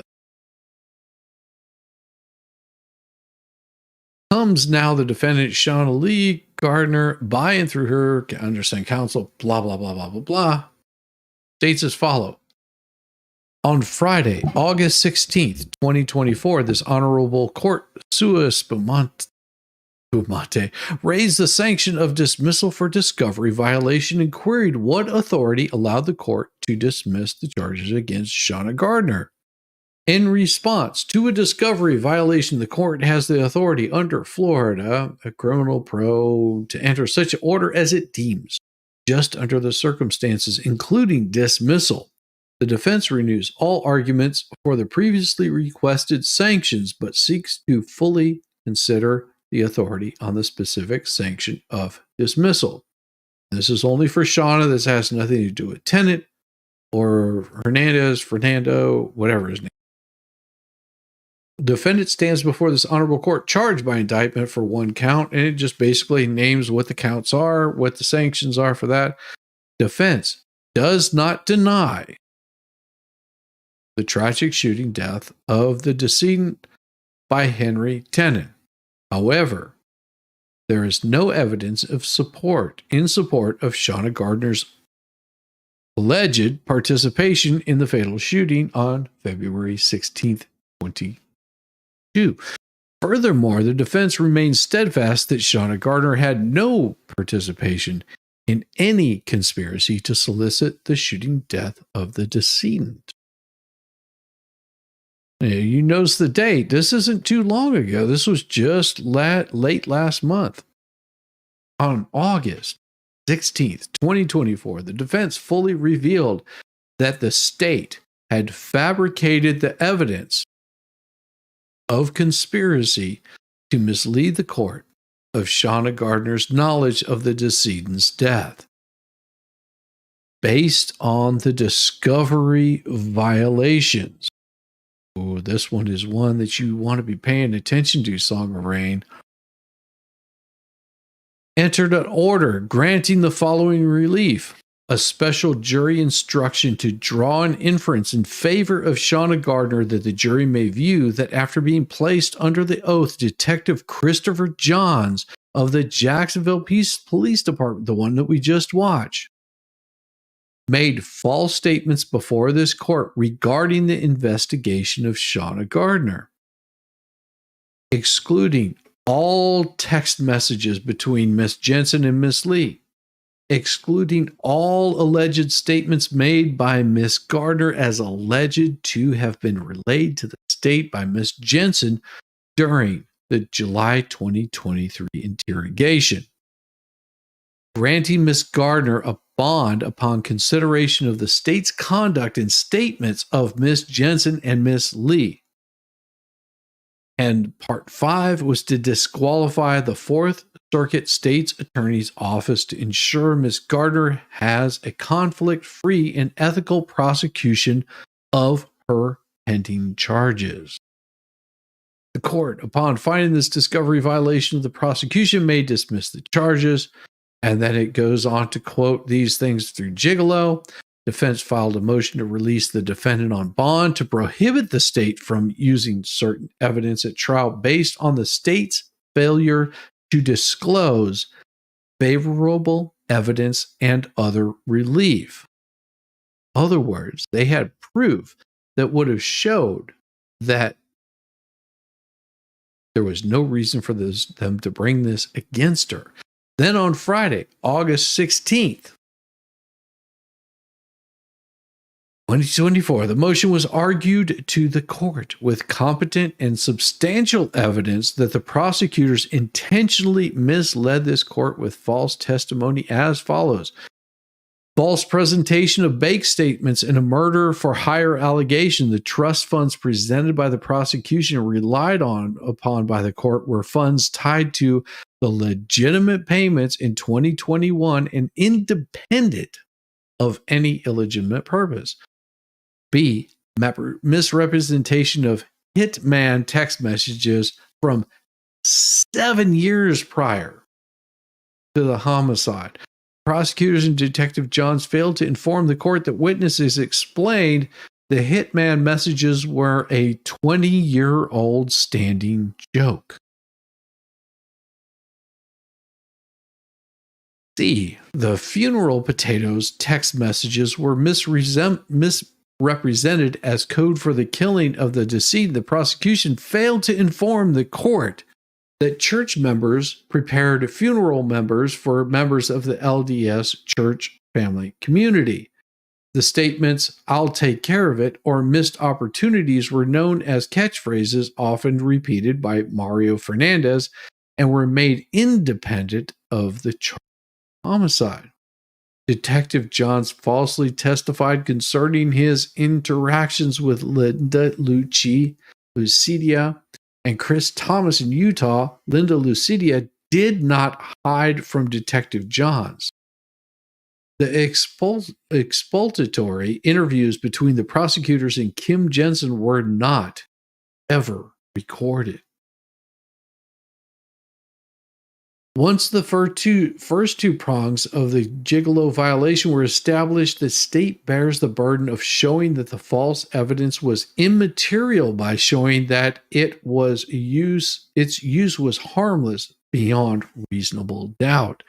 Here, the court denied bond in reliance on false evidence. This material harm of denied bond satisfied the third prong of the gigolo violation, and after hearing August 16th, 2024, the defense satisfied all three prongs of a gigolo violation with competent and substantial evidence.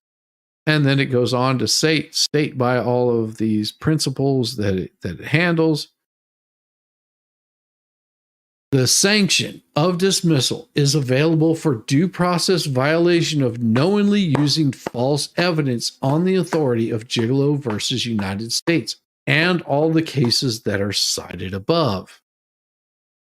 The court has the authority to dismiss the charges against Shauna Gardner based on the violation of her due process rights and her right to a fair trial. So this has nothing to do whether she was involved in it or not. The state failed to prove what they said that they proved. That's all this is. Not saying she's innocent, not saying she's guilty. I'm saying that in the eyes of the law, they screwed up. They jacked this thing up. And of course, it gives another citation on Friday, August 16th, 2024, after several hours of testimony and over 1 hour of argument by the defense, the prosecution argued to the court that the defense failed to impeach Detective Johns when he testified on May 17th, 2024. The prosecution presented no evidence to refute the defense. The prosecution did not deny that they knowingly put Detective Johns on the stand to make several false statements of fact to the court. Moreover, to this day, the prosecution fails to correct the multitude of false statements and material facts relied upon by the court. But for independent witnesses, Susan Lee, Kim Jensen, Linda Lucetti, review of the Arthur hearing on YouTube, and other individual efforts to notify the defense counsel, there would be no ability to raise these issues to the court in any timely manner. It cannot be overlooked that the prosecution was aware of these issues and absolutely failed to notify the court immediately, contrary to the rules regulating the Florida bar. Shauna Gardner, through no fault of her own, was substantially and materially prejudiced in her ability to prepare her defense in the Arthur hearing due to the multitude of false statements that were relied upon in the court's order denying bond. The prosecutor shall disclose to the defendant any material information within the state's control that tends to negate the guilt of the defendant, which basically says if the prosecution has something under their belt that says that they're innocent of this crime and they fail and they get caught, oh my God, sanctions will come out on your ass.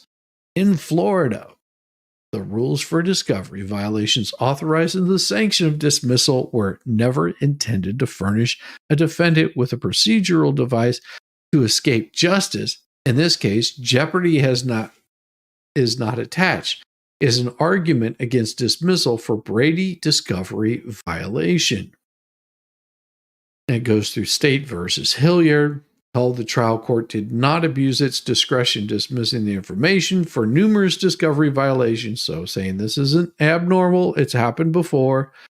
In this instant case, the ongoing pattern of prosecutorial misconduct is overwhelming and without any recognition of wrongdoing or any signal towards change. Here, alternative sanctions would only bolster the prosecution to continue their misconduct. In other words, they're going to do it again and again and again throughout this case. The defense has demonstrated more than a Brady violation, but an egregious series of gigolo violations. This is not a case of overzealous advocacy, but rather the prosecution deliberately misleading the court in a successful effort to deny Shauna Gardner's constitutional right due process under the law. Here, all three prongs of a gigolo violation are established. The court can and should sanction the prosecutorial pattern of misconduct of due process violations with dismissal. Wherefore, Shauna Gardner respectfully responds to the court's request for authority on dismissal, moves the court to find the prosecution knowingly presented false evidence that was material to the court's denial of bond at the Arthur hearing, such that the Shauna Gardner's constitutional due process rights were denied and imposed by the sanction of dismissal to the filed indictment or such remedy as the court deems just and appropriate under circumstances. Yeah. So this right here becomes a big problem because this just happened at the end of the month. They're moving for a dismissal, not on Tennant, not on Fernandez, but only on Shauna Gardner. And the reason that they're doing this is because the things that they brought about were knowingly false.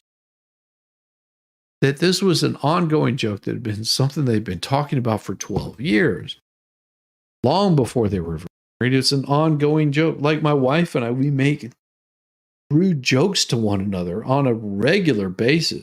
I mean, whenever I say crude, I'm not saying racist or some shit like that, but they might be misogynistic, sexist, or whatever the hell ever. I mean, hell, just tonight she was like, oh, there's something I've been meaning to do. And my response was something about, the ween. And she laughed because it's funny. It's a joke that we tell between ourselves. I mean, come on. This is what you do with these kinds of things. Again, with Florida. Oh my God. Yeah. Yeah. This case is and we've only so far covered just a portion of the one day, and this is just for the bond hearing. Just for the bond hearing itself. If this goes to trial, oh my God, the amount of crap that they have on this prosecutorial team. I mean, and they will have to call in Detective Johns to testify on this. And whenever he gets called out on his lies and his half-truths and like I said, it has nothing to do whether she did this or not. All that matters is if there are shenanigans that are going on in the court, this right here becomes grounds for that case to be dismissed with prejudice, which means they cannot charge her again in this same case, whether she did it or not. We just saw this happen in New Mexico with what's his name? The actor. Not Kevin Spacey. But yeah, from Rust, on the Rust thing. We just saw this this just happened.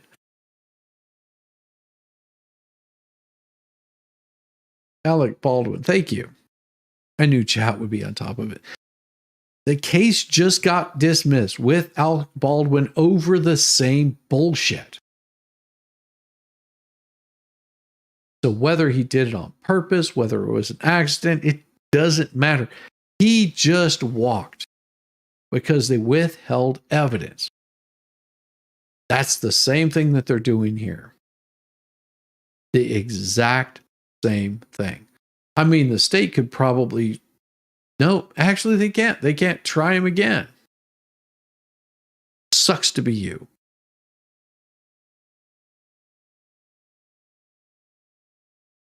And this is exactly what they're doing to Shauna Gardner. So if you want a comparison, compare it to what's going on with Alec Baldwin. Like I said, doesn't matter whether they intentionally did it or not, whether they were supposed to do X, Y, or Z or not. They left out evidence, and that's a big no-no whenever you're prosecuting. But what I've got for you guys is a little bit of music. Do you want to hear some good stuff that I've been working on for the past week? Oh yeah. I have some good boys for you tonight. It is some of the new stuff that I've been working on, and it is going to get good and delicious, tasty, wonderful kind of stuff here. And let's see. So I was putting together something, and I showed someone how I put these things together last night, and they were just like, how in the hell are you able to do these kinds of things? So I had to show them last night, and I'm going to share this with you guys. That way you can see what I've been working on. So what I did was one of these right here.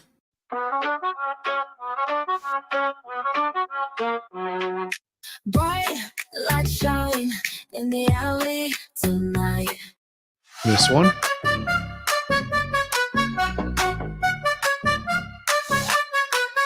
Bright lights. Oh yeah. And then I'll go to what I worked on for my intro. Yes, music. Yeah, I knew you guys would want a little bit of music. All right. Let's go into the library. We're going to go into the playlist. These are the ones that I was working on. A very specific one that I pulled up. And this one is one of the earlier ones. Hope you like it.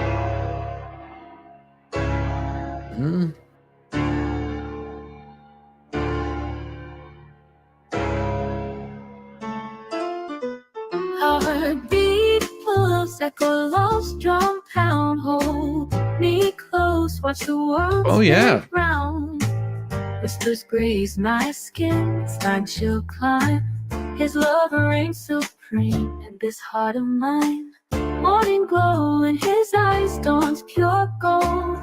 Gentle touch upon my face in love's fold. Kisses promise secrets, flavor shared. Lost in his embrace, time stays spared. In his arms I'm soaring free in the sky. Weaving dreams supreme, feel like I can fly. Wrapped in his gentle warmth, where I belong. Love's high melody, our eternal song. Late night talks. Oh yeah. Stars witness our confide. Plans for forever on life's bumpy ride. Laughter. Oh yeah, you have a good night, the room Tracy. with light. Together invincible through dark of nights. Touch cures the pain. Hushes my screams in his gaze. I find the strength. Oh, I thought you would like it. Life's a roller coaster, yet we're never derailed. A bond and anchor, even storms assailed. In his arms I'm soaring free in the sky, weaving dreams supreme. Feel like I can fly, wrapped in his gentle walk, where I belong. Love's high melody, our eternal song.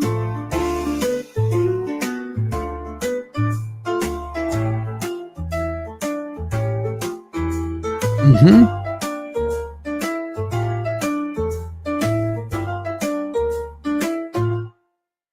In his arms. So yeah, I've got that one. And then I've also got this one here, which this is part of the bumper music.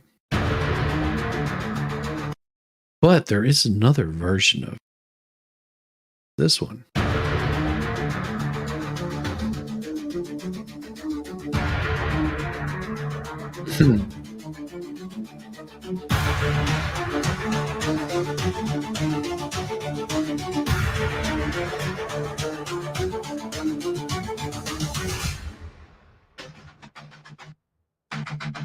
Running through the maze, I felt the pain, chasing my only dream, break from the scheme. Waking up at dawn, all my fears are gone. I won't stop today, never, never, not today.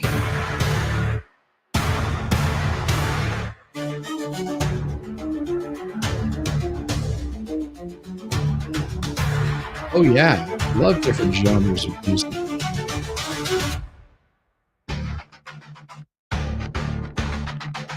On the top of rise, no more compromise. Rise above it all, not gonna fall.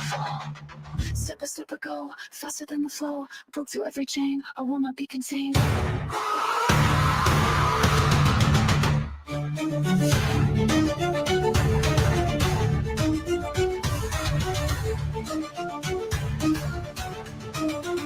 Tired of the grind, pieces in my mind, climbing every wall, winning, I want it all.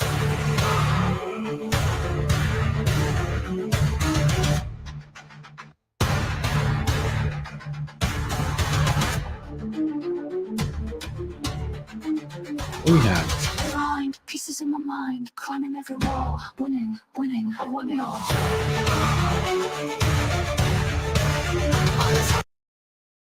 And then this one, which was written specifically for this case. You've heard this morning. Driving down the highway, night was cold and clear.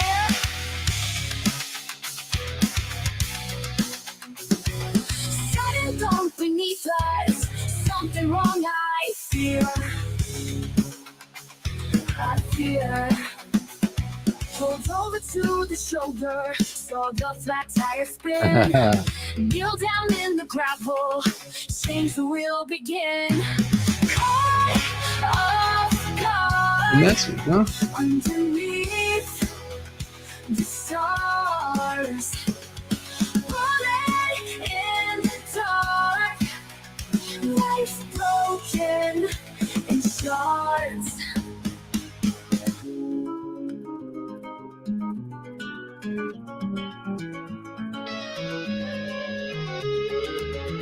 Okay. Out of nowhere, shadow, assassin, silent breath.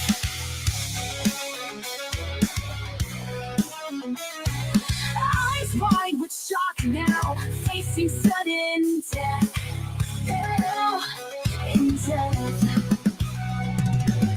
Heart pounding louder, world spinning fast. No time to react now, this moment's our last. Caught off guard, underneath the stars, rolling in the dark, So I've got a new one for you that I'll work on right here with you. All right. How about a little bit of rockabilly jazz piano intro in less than 30 seconds? And I'm going to turn it into a song for you guys. And enter title. We'll just give it a title of, how about we just title it One? And we're going to get a nice little intro here. And then we're going to add the lyrics to it. Your jacket and your suit are done. You need to finish the belt, hands, and pants. Oh, I thought you said potatoes. I'm all about Allman Brothers and ZZ Top. Oh, nice. I like all and ZZ Top. Most definitely.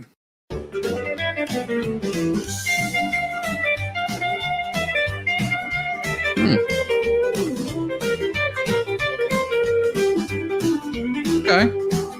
I can work with this.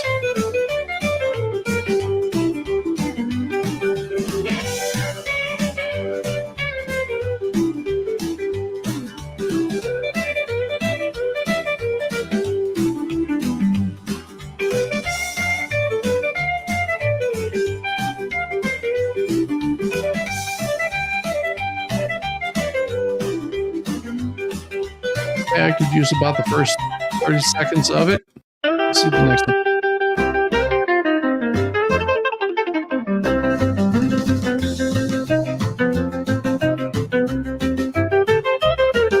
Okay, I can work with that, but the first one, let's see.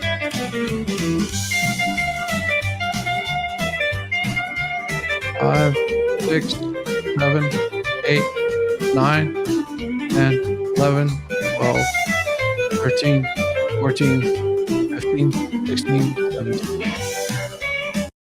All right, 17 seconds in. So here's what I'm going to do. So I'm going to extend this thing out. And we're going to change it from that to that. And we're going to get rid of this. We're going to put this at 0 seconds and 17 seconds. 0 seconds, 17 seconds. All right. 17 seconds in. But what we're going to do is we're going to get some lyrics from you. I like this one, a bit of jazz, my German industrial rock. Oh, I like that. So what we're going to do, your go-to genres are German industrial rock, electro swing, classic rock, and dark country. Well, how about we do some German industrial rock? How about this? German industrial rock. Okay. And we're going to throw in a little bit of 808 kick. 808 kick. How's that? And how about a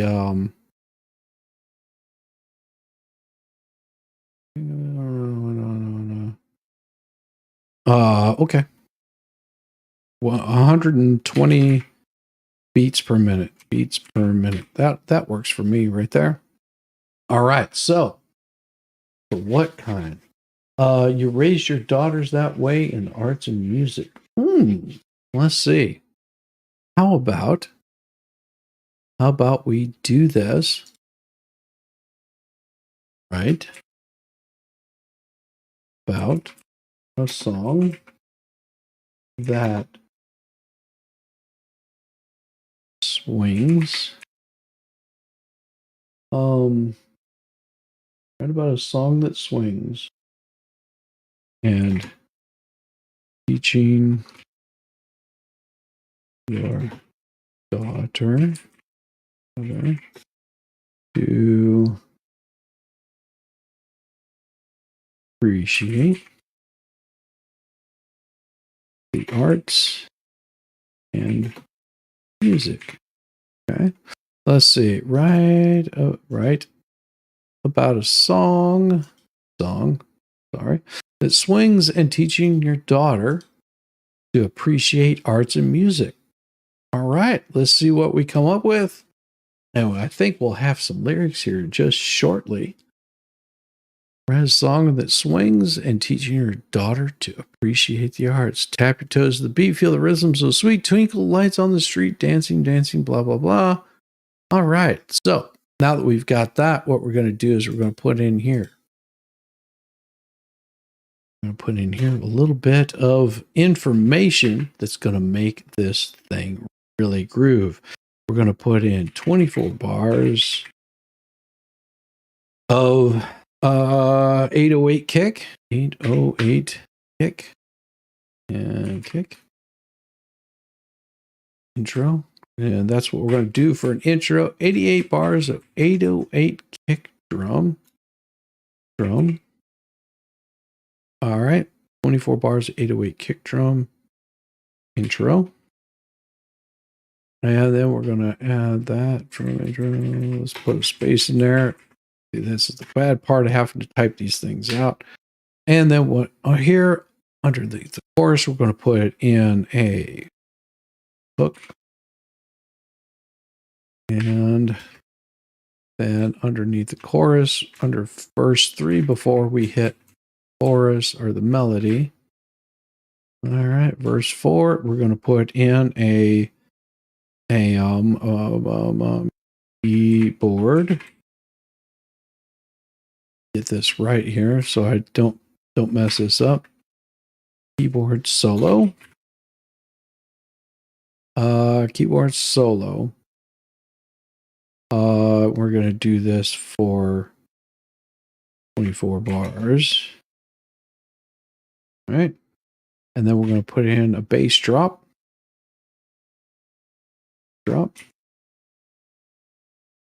And there we go. Let's see what we come up with. And it's going to be called Teach Her to Swing. Yeah, she's 43. Nice.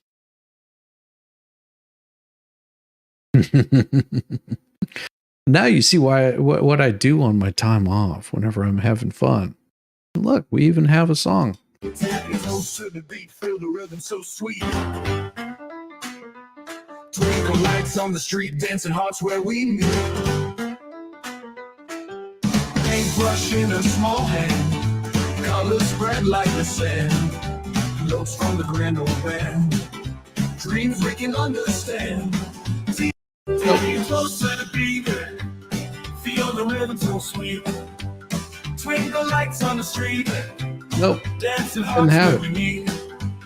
Paintbrush in a small hand, colors spread like the sand. Notes from the grand old band, dreams we can understand. Teach her to swing tonight. Nope. Our music take flight. Under the moon so bright, everything feels just right. Piano keys make a tune, jazz beneath the full moon. Melodies fill the room, magic that's never too soon.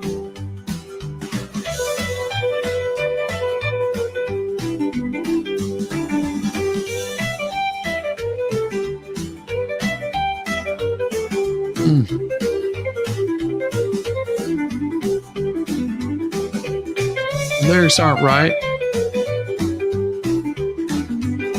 It's from Rhythms never grow old. Sculpted life to behold. Magic in our hearts unfold. Sweet blush in her small hand. Colors. Tap your toes to the beat. Feel the rhythm so sweet. Local lights on the street. Dancing hearts where we meet. Paintbrush in her small hand. Colors spread like the sand. Nope. Tap your toes to the beat. Feel the rhythm so sweet. Twinkle lights on the street. Dancing hearts where we meet. Paintbrush in a small hand. Colors spread like the sand. Notes from the grand old band.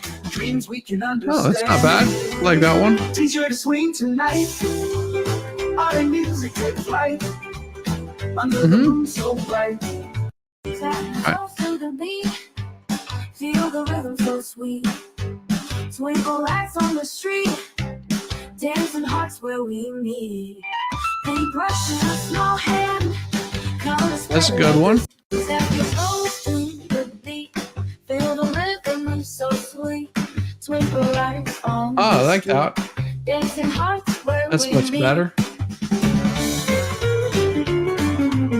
Let's see what we end up with at the very end of it. That's a good one. It's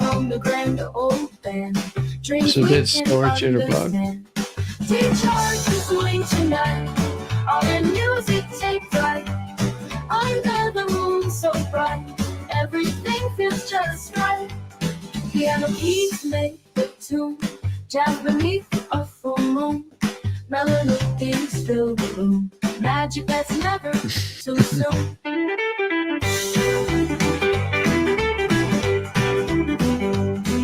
All right, we got a good one there.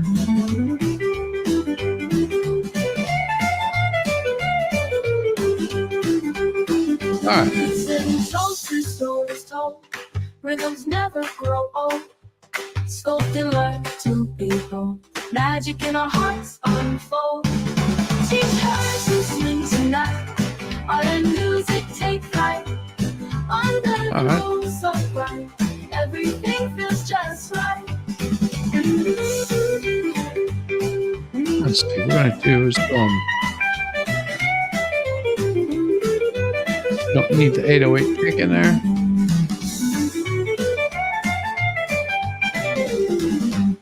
Piano keys make the tune. Alright, we'll do this. Melodies fill the room. Magic that's never too soon. Let's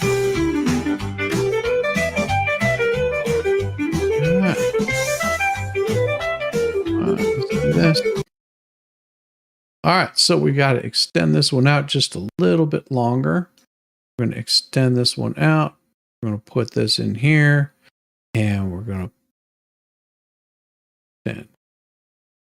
And whenever we do this, we're going to have a, this should extend it just long enough to give us a good ending to that song.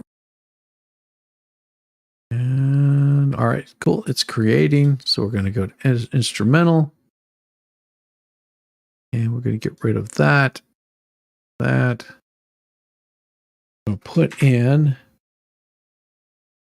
distant guitar. And we're going to put in an epic intro.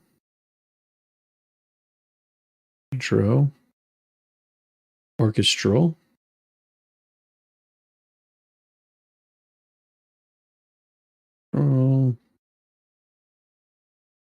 Can't spell orchestral, but that's okay.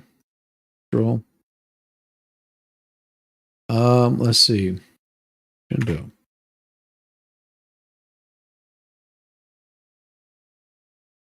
I spelled that wrong, but that's okay because I can spell it right. Distant guitar, epic intro, orchestral, crescendo. We're going to grab this. We're going to hit clear. Copy that. We're going to hit clear. Instrumental, paste. There we go. And we're going to create that. And what we should have here is the end of it. Oh, yeah. Downtown Pittsburgh, there was a bar that was a great happy hour. They played jazz.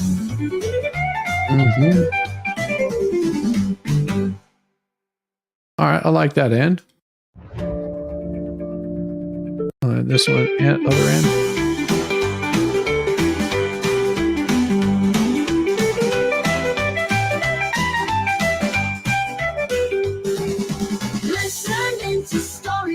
Nope. I like this one.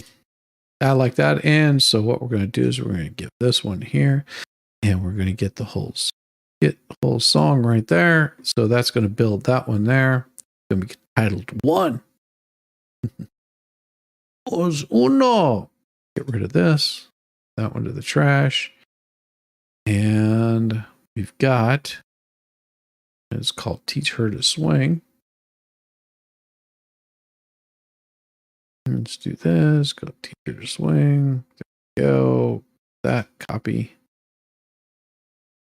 And we're going to give it a name here. So the full song will sound like this.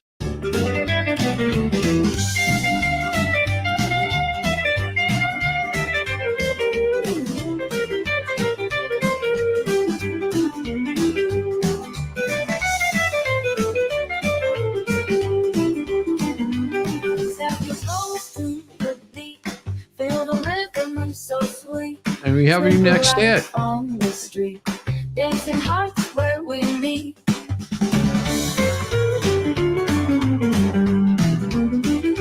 And that will play this. Colors spread like the sand. Notes from the grand old. All right, next one. Oh, that's pretty good.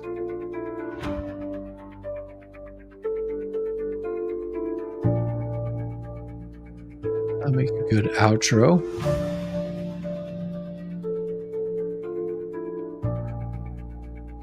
Okay. Got a little bit of piano to it. And the next one.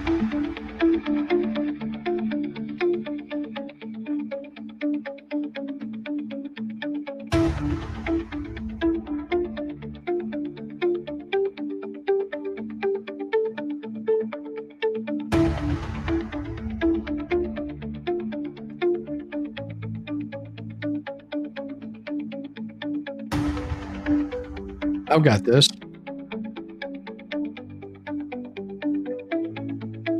"30 seconds in.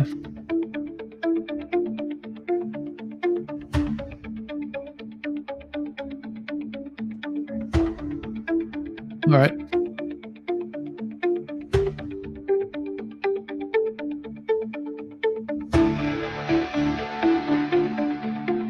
Oh. 54 seconds I like.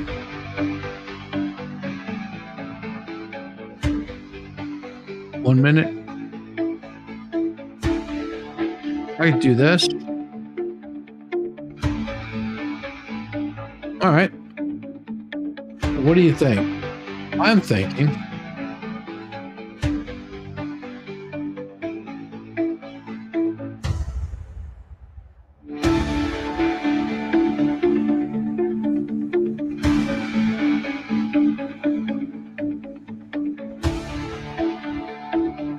I love it. What a trip through the stars. All right.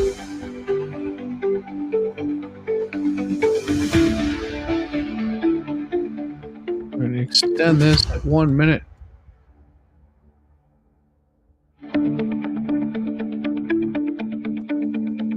"59 seconds, that works for me. There we go. Distant guitar, epic intro, orchestral crescendo. The guitar, we're going to get in.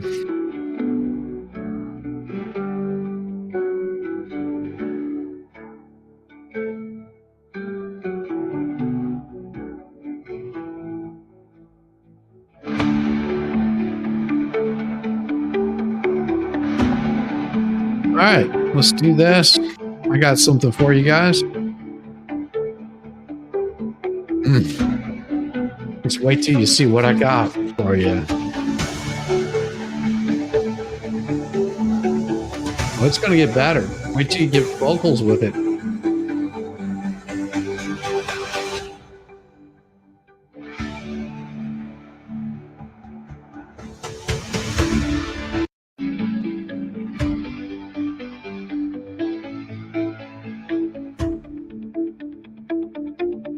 Watch.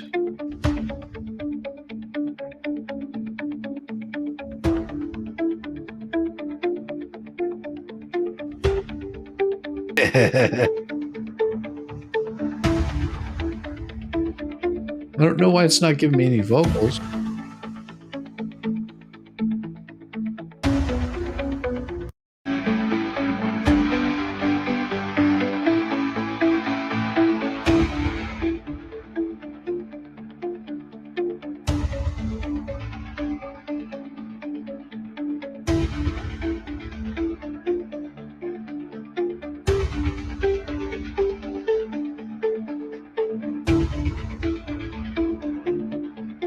What? We'll put it at 30 seconds.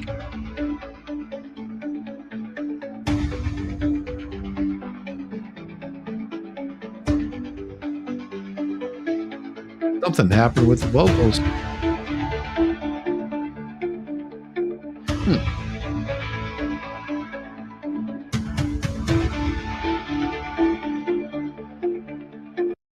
Weird. We lift off from the ground. Stars are spinning round. Nope, don't like that.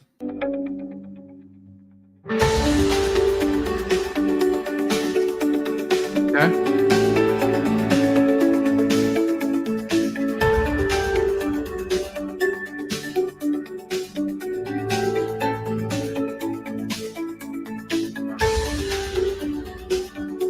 Still doesn't have it in there.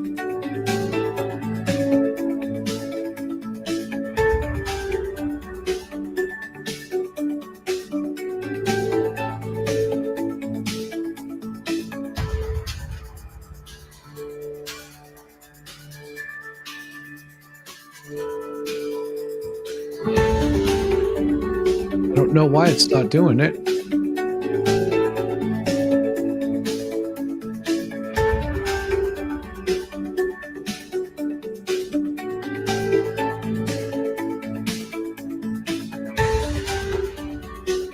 Nope, those didn't work.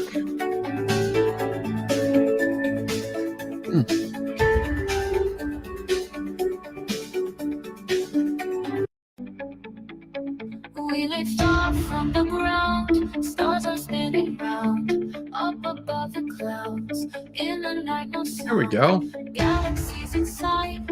All the colors bright. Constellations glow. Through the endless night. Flying through the stars. With you near and far. That's all right. We don't need no maps. Love's our guiding star. Just nicely give it a kiss. I just gave it a little tongue. That may be why it went off on me.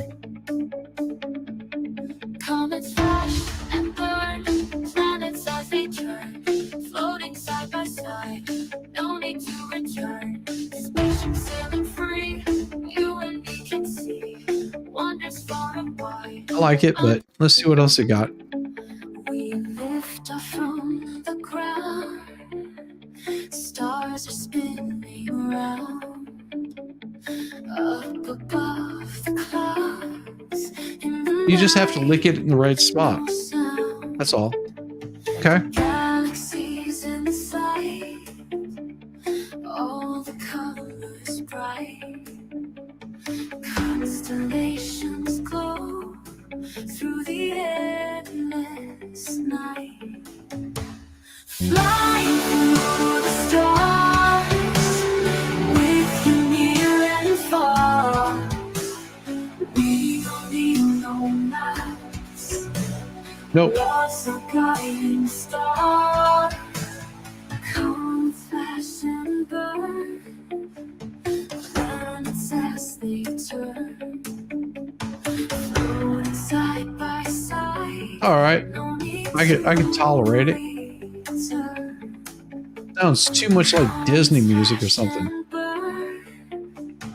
Planets as they turn. Flowing side by side. No need to return. Spaceship sailing free. You and me. Let's try that again. I think I can come up with better. That one was not good.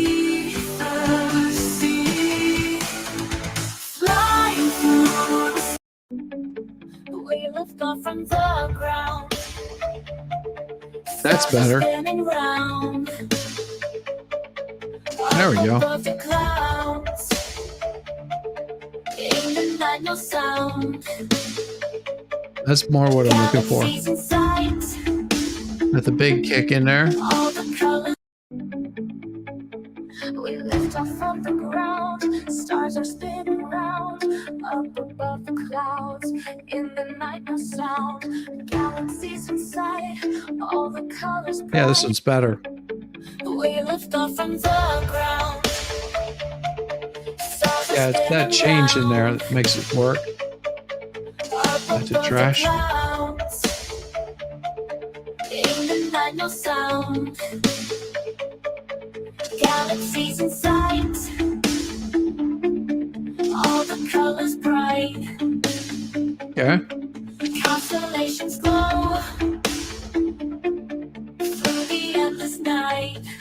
Got the nice little double snare on it. Flying through the Little- stars.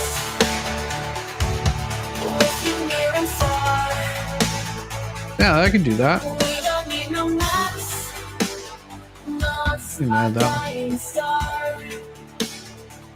Okay, next one. We lift off from the ground. Stars are spinning around. Up above the clouds. In the night, no sound. Galaxies inside. All the colors bright. That's good. That's good. Through the endless night. Flying through the stars. With you near and far. Don't like the soprano. We lift off from the ground. Stars are spinning around. Up above the clouds. In the night, no sound. Galaxies inside. All right. All the colors bright. Constellations glow. Through the endless night. Flying through the stars. With you near and far. We All right. don't need no maps. Love's our guiding star. Comets flash and burn. Planets as they turn. Floating side by side. No need to return. Spaceships sailing free. You and me can see wonders far and wide underneath the sea. Flying through the stars. With you near and far. We don't need no maps. Love's our guiding star. All right. Uh-huh.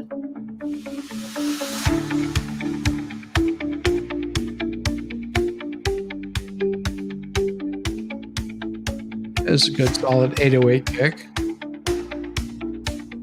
I can keep that one for a bit.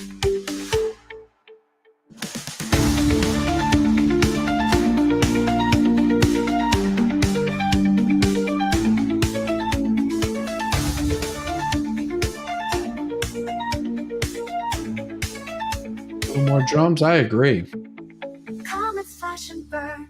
Planets as they turn. Floating side by side. No need to return. Spaceships sailing free. You and me can see. So let's put this in there. What we'll do is put some metal drums. And let's put in house and a little bit of funk bass. And here's the next one. We lift off from the ground. Stars are spinning round. Up above the clouds. I agree. A little more drums. Galaxies in sight. All the colors bright. Constellations glow through the endless night. We lift off from the ground. Stars are spinning around. Up above the clouds. In the night, no sound. Galaxies in sight. All the colors bright. Constellations glow through the endless night. Flying through the stars. With you near and far. We don't need no maps. Yeah, I don't like that one. Love's our guiding star.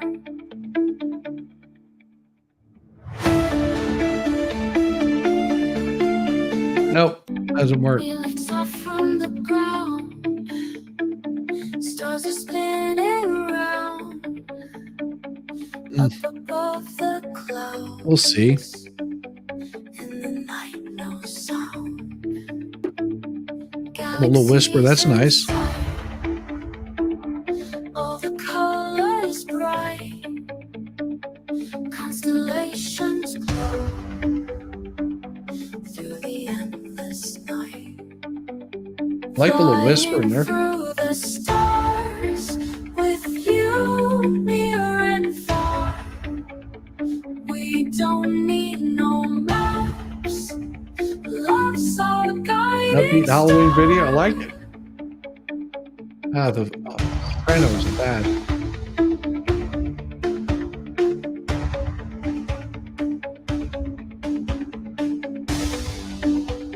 has potential. Comets flash and burn. Yeah, that just, dude, no. We lift up from the ground. Stars are spinning round. Up above the clouds in the night, no sound.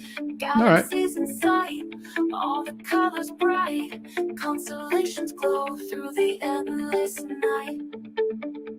Flying through the stars, with you near and far. We don't need no maps. Love's our guiding star.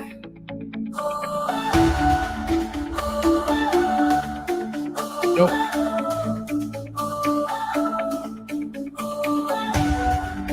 There we go.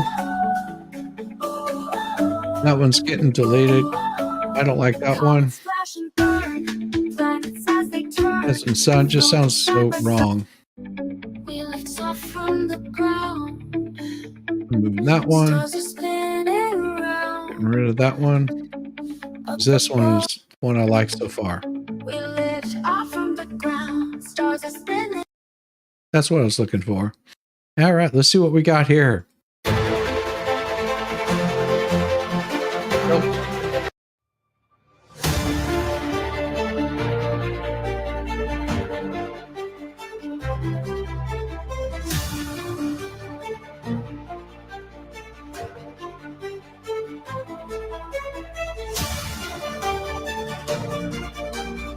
I can do this.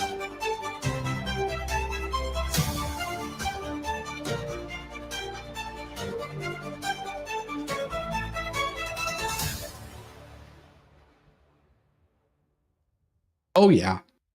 That's going to be perfect. You know what that's going to be perfect for? Oh, that is exactly what I'm looking for. So we've got an epic metal intro in less than 30 seconds. We're going to drop that out of there. And we're going to turn this into... Let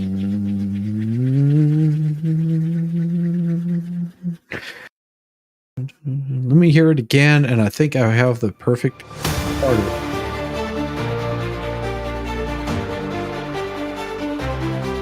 Yep, I got it.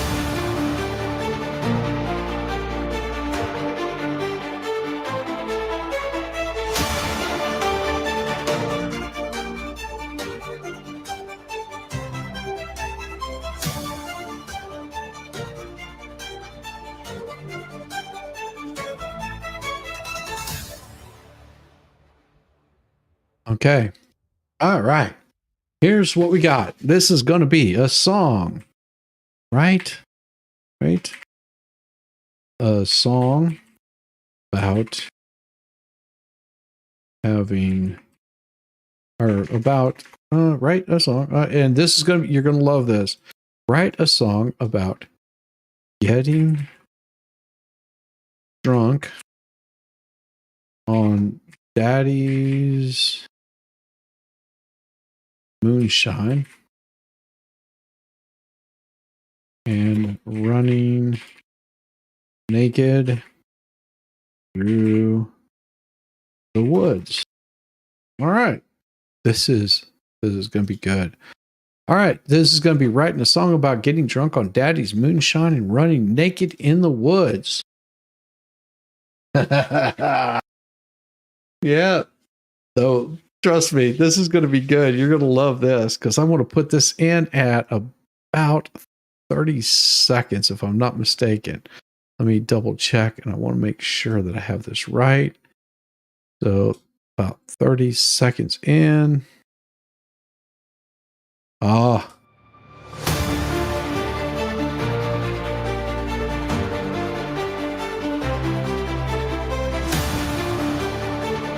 I want to double check.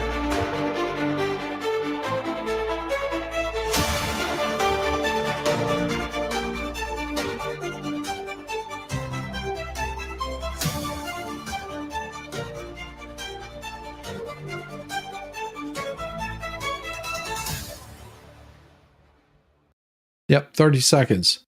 All right, bluegrass song, male and female duet, and we're going to have some banjos. banjos. Oh, this is going to be great. Banjos. And let's see. We're going to get a fiddle in there. Fiddle and washboard. All right. If I could spell washboard right. All right. Let's see what we come up with. If drunk on moonshine, more like running into trees. Oh, yeah, you have no idea. And it's going to be called Moonshine Nights. And Daddy's moonshine in my hand. Stumbled feet can't hardly stand. Running wild through the trees. Feeling free with every breeze. Moonlight dancing on my Daddy's moonshine in my hand. Stumbled feet can't hardly stand. Running wild through the trees. Feeling free with every breeze. Moonlight dancing on my skin. Whiskey warm burns within. Laughing loud under stars so bright. Naked soul in the night. Moonshine nights running wild. Barefoot heart, free and wild. Through the woods I go insane. Moonshine flowing through my veins. Echoes of a midnight laugh. Forest whispers in the aftermath. Gravity can't hold me down. Spinning free round and round. Can't remember how we got here. Only know there's nothing to fear. There we in go. This moment, pure and true. Not what I'm looking for. Heart in the dew. Moonshine nights running wild. Barefoot heart, free and wild. Through the woods I go insane. Nope, this isn't right. Moonshine flowing through my veins. Daddy's moonshine in my hand. Stumbled. Daddy's moonshine in my hand. Stumbled feet can't hardly stand. Running wild through the trees. Feeling free with every breeze. Moonlight dancing on my skin. Whiskey warmth burns within. Laughing loud under stars so bright. Naked soul in the night. Moonshine nights running wild. Barefoot heart free and wild. Through the woods I go insane. Moonshine flowing through my veins. Nope. Echoes of a midnight laugh. The forest whispers in the aftermath. Gravity can't hold me down. Spinning free round and round. Can't remember how we got here. Only know there's nothing to fear. In this moment, pure and true. Not what I'm looking for. May have to back this up to about 30 seconds. That's why.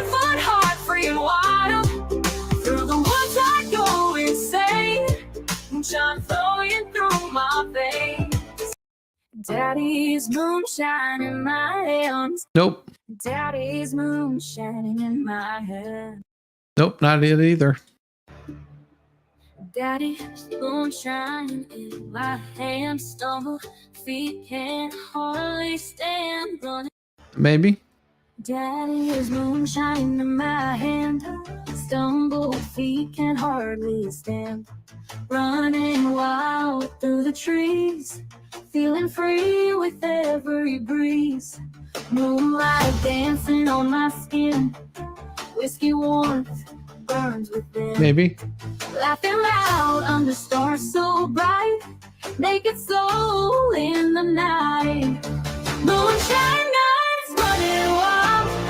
Barefoot heart free and wild. None of them are right. Through the woods I go insane.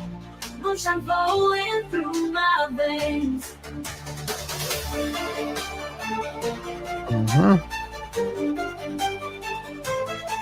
Echoes of a midnight laugh. Nope, none of these are right. That's not what I'm looking for. Gravity can't hold me down. Spinning free round and round. Can't remember how we got here. Only know there's nothing to fear. In this moment, pure and true. Make it hard in the doom. Not what I'm looking for. Moonshine nights running wild. Barefoot, heart free and wild. Through the woods I go insane. Moonshine flowing through my veins. Got moonshine in my hand. Stumble feet can't hardly stand. Running wild through the trees. Feeling free with every breeze. Moonlight. Nope. That is moonlight on my hand. It sounds bad. Can't hardly stand. It just sounds right. Running wild through the trees. Put this at about 26. With every breeze. Moonlight dancing on my skin. Whiskey warm, buzz on my skin. Whiskey warm, burns within. No, he be sounding moonshine drunk. I know. Sounds so bad. Naked soul in the night. Daddy's moonshine in my hands. Stumbled feet can't hardly. Daddy's moonshine in my hand. Stumbled feet can't hardly stand. Running wild through the trees, feeling free. Let's see, we're gonna do with every breeze. Moonlight dancing on my skin. 24 bars. Burns within, laughing loud under stars so bars. bright. Naked soul in the night. Moonshine nights, running wild. Barefoot heart, free and wild. Through the woods I go insane. Moonshine flowing through my veins. Echoes of a midnight life. Forest whispers in the aftermath. Gravity can't hold. Just not got it. Spinning free, round and round. Can't remember how we got here. Only know there's nothing to fear. I will get In it. this moment, I will get what I want. Make It's it not hard compute. in the dew. Yeah, I know. Moonshine nights, running wild. It's just not doing it. Daddy's moonshine in my hand. Nope. Daddy's moonshine in my hand. Daddy's moonshine in my hand. Nope, not working. Daddy's moonshine in my hand. Nope, they're just not getting it. Well, we'll just have to change it. All right. We're gonna do this much better. All right. Copy. And we're gonna just go back to the instrumental. We're going to go bluegrass, 120 beats per minute, and let's do it. All right, clear this. Put in some bluegrass. Yes. Intro. 120 beats per minute. I don't need 120 beats per minute. Bluegrass intro in less than 30 seconds. All right. And then we're going to create it. There we go. Hey, I've got to get this program. Man, amount of stuff that I've written on this. Let's see, what do we got? All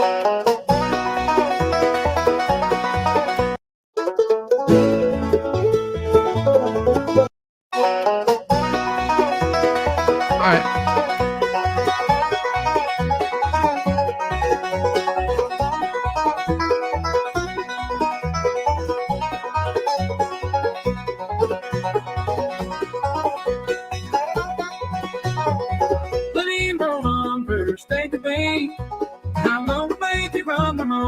Oh, what?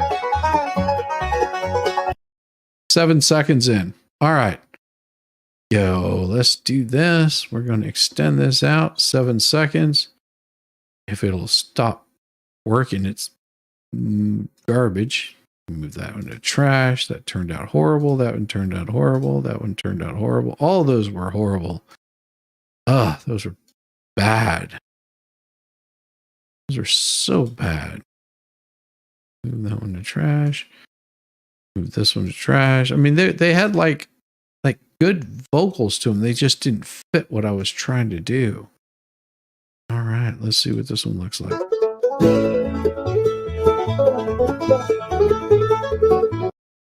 All right. Let's see. That's just the one I want. It's the one I want.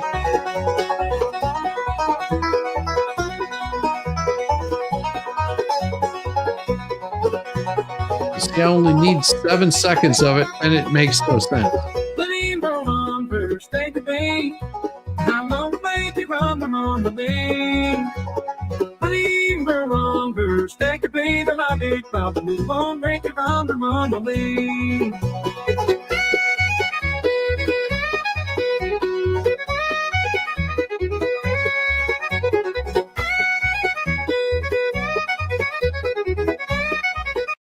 There we go. Now I can extend this one. I've been waiting on that. So all we need is the first 7 seconds of this one. So we're complete 0.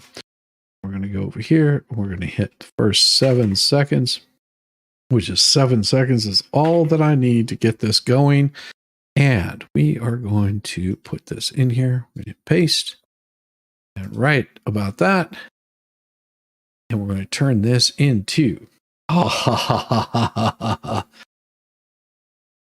polka metal song. Polka metal 808 kick. All right.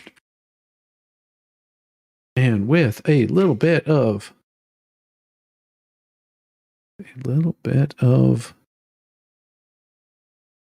funk. Let's add a little bit of funk in there. There we go. And let's see what we come out with. Buddy. Yeah. Good night, everyone. Thanks, Shizzy. Thanks, Jet. You're welcome. You're welcome, Betsy. You're welcome. All right. This one's going to be good.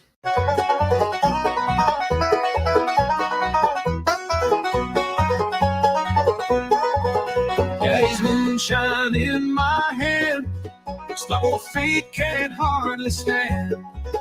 Running.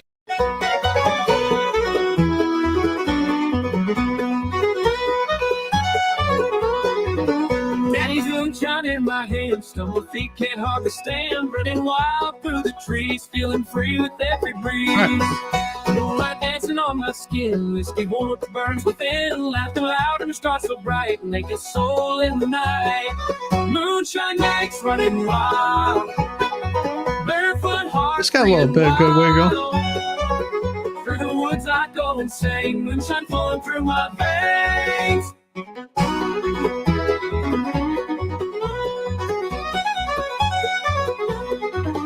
Echoes of the midnight laugh, first whispers in the aftermath, rest beneath my wandering feet, daylight hours I can't meet, lost in this wild ride.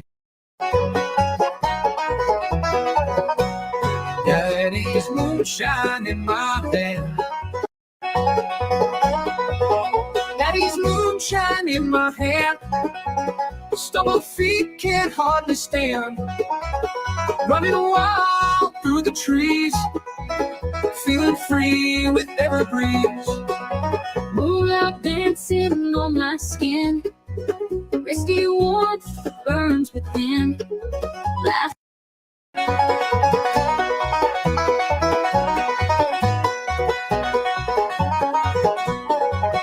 Daddy's moonshine in my hand.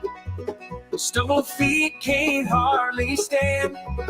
Running wild through the trees, feeling free with every breeze. Moonlight dancing on my skin, whiskey warmth burns within. laughing loud under stars so bright. Naked soul in the night, moonshine nights running wild. Barefoot heart, free and wild. Through the woods I go insane, moonshine flowing through my veins.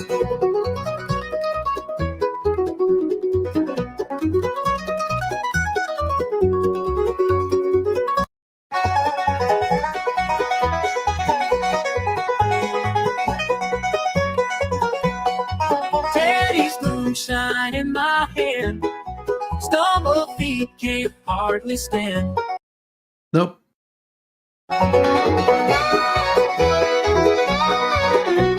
I like that. Daddy's moonshine in my hand, stumbled feet can't hardly stand. Running wild through the trees, feeling free with every breeze. Moonlight dancing on my skin, whiskey warmth burns within. Laughing loud under stars so bright, naked soul in the night. Moonshine nights running wild, I like that. barefoot heart free and wild. Through the woods I go insane, moonshine flowing through my veins. Echoes of the midnight laugh, forest whispers in the aftermath. Grass beneath my wandering feet, Refrain daylight harmony? hours I can be. Yeah.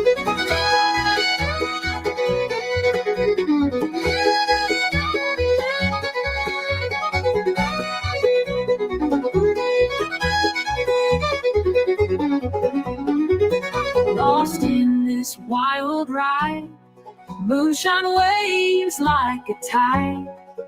Freedom in the midnight mist, every moment of pure bliss. Moonshine nights running wild, barefoot heart free and wild. Through the woods I go insane, moonshine flowing through my veins.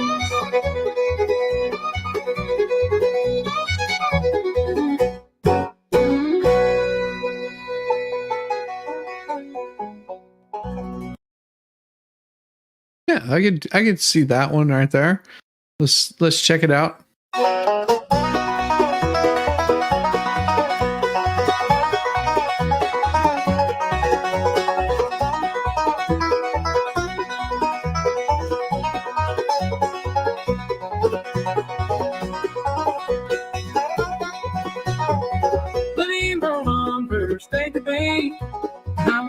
No, don't know what that was.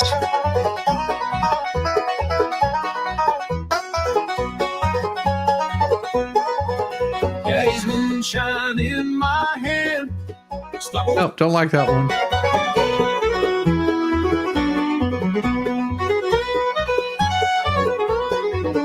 Daddy's moonshine in my hand, stumble feet can't hardly stand. Running wild through the trees, feeling free with every breeze.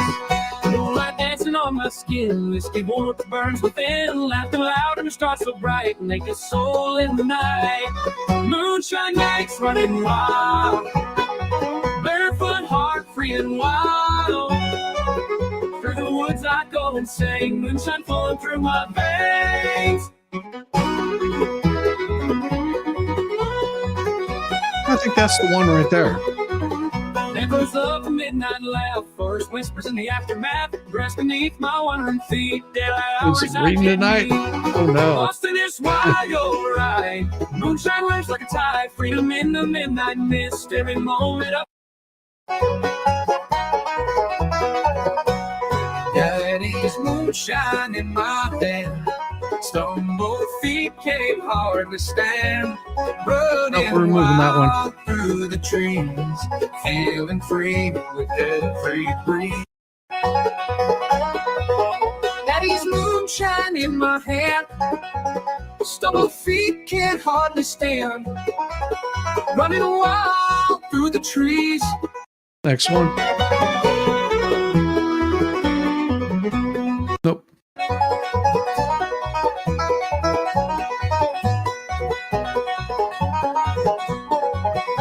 Daddy's moonshine in my hand.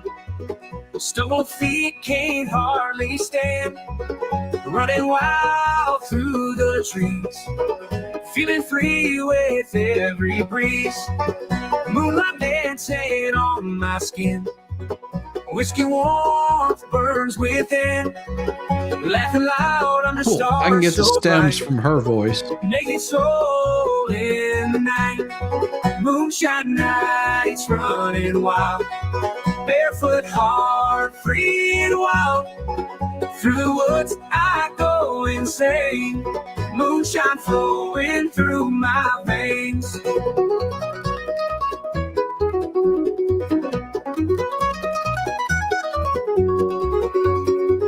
Oh, you'll get it. It's going to require me to use some software for this one. Echoes of a midnight laugh. I can't do it in Whispers this. in the aftermath. Grass beneath my wandering feet. Daylight hours I can't meet. Lost in this wild ride. Moonshine waves like a tide. Which one is it? Is Freedom playing in this the one? midnight mist. Every I want to see moment. the first vocals on this one. Barefoot heart free and wild. Through the woods I go and sing. Moonshine flowing through my veins. I think I like this one better.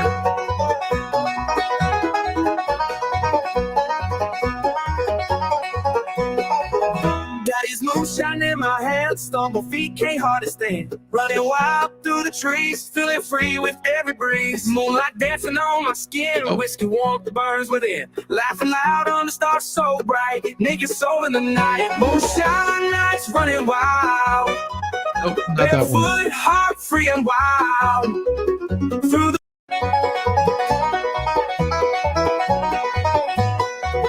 I think it's this one. Right here.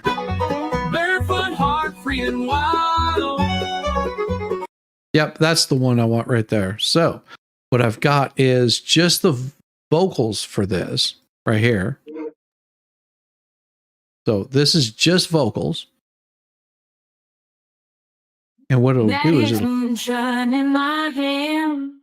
Stumble feet can't hardly stand.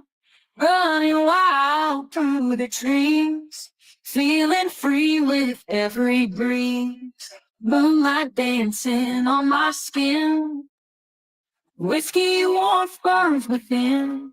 Laughing loud under stars so bright. Naked soul in the night. Moonshine nights running wild.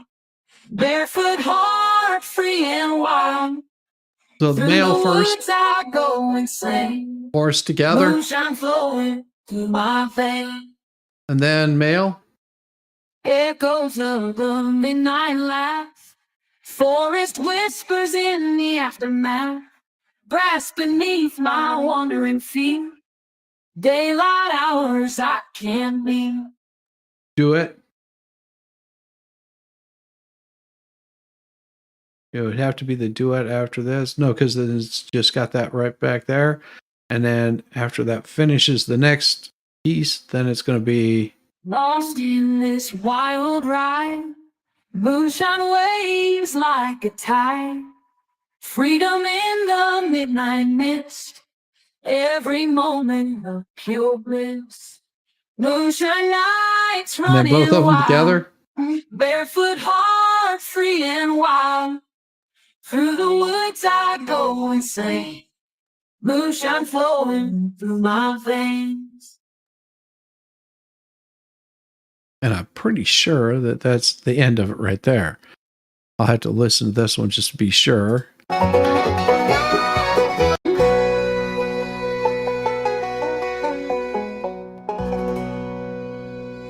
Cool.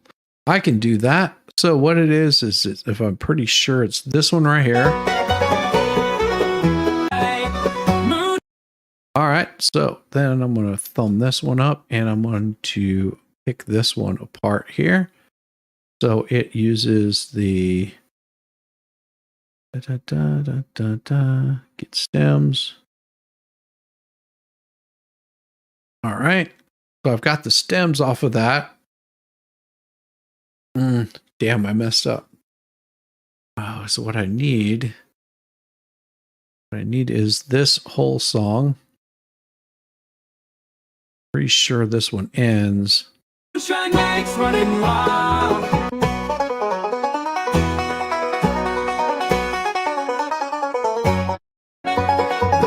That's right. So it's this one right here that I need. And what I'm going to do is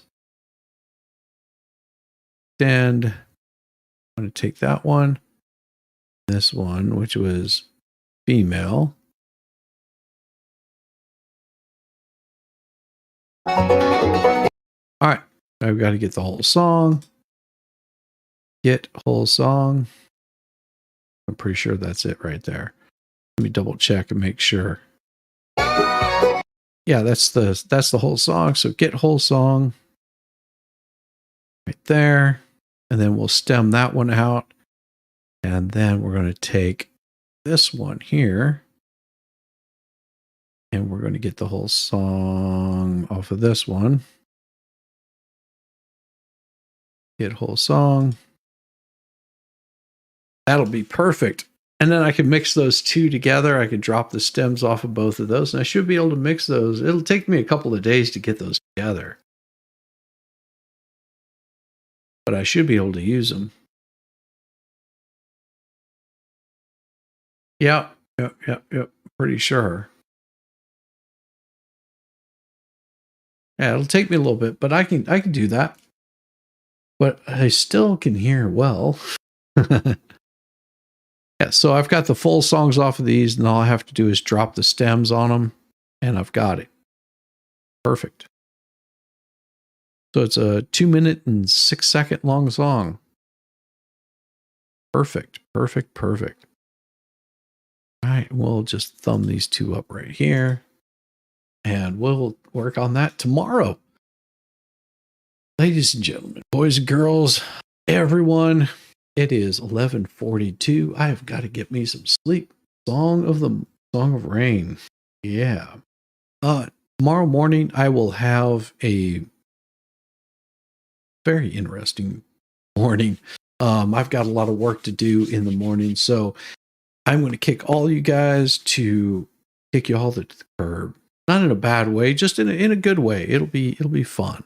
I'm going to get a little bit of sleep, and tomorrow morning or later this morning, I'll kick off a stream for the morning. It might go a little bit long. All good. I only have to go pick up like some lumber. Everybody have a good evening, and I'll leave you like I came in with my intro, but it'll be the outro until I get a better outro for tonight. I'll have a good evening.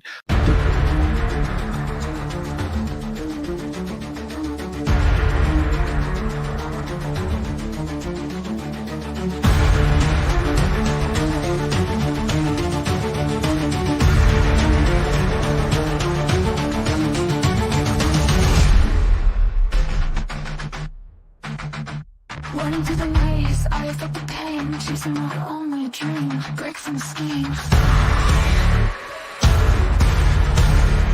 Waking up at dawn, all my fears are gone, all stop today, never, not today.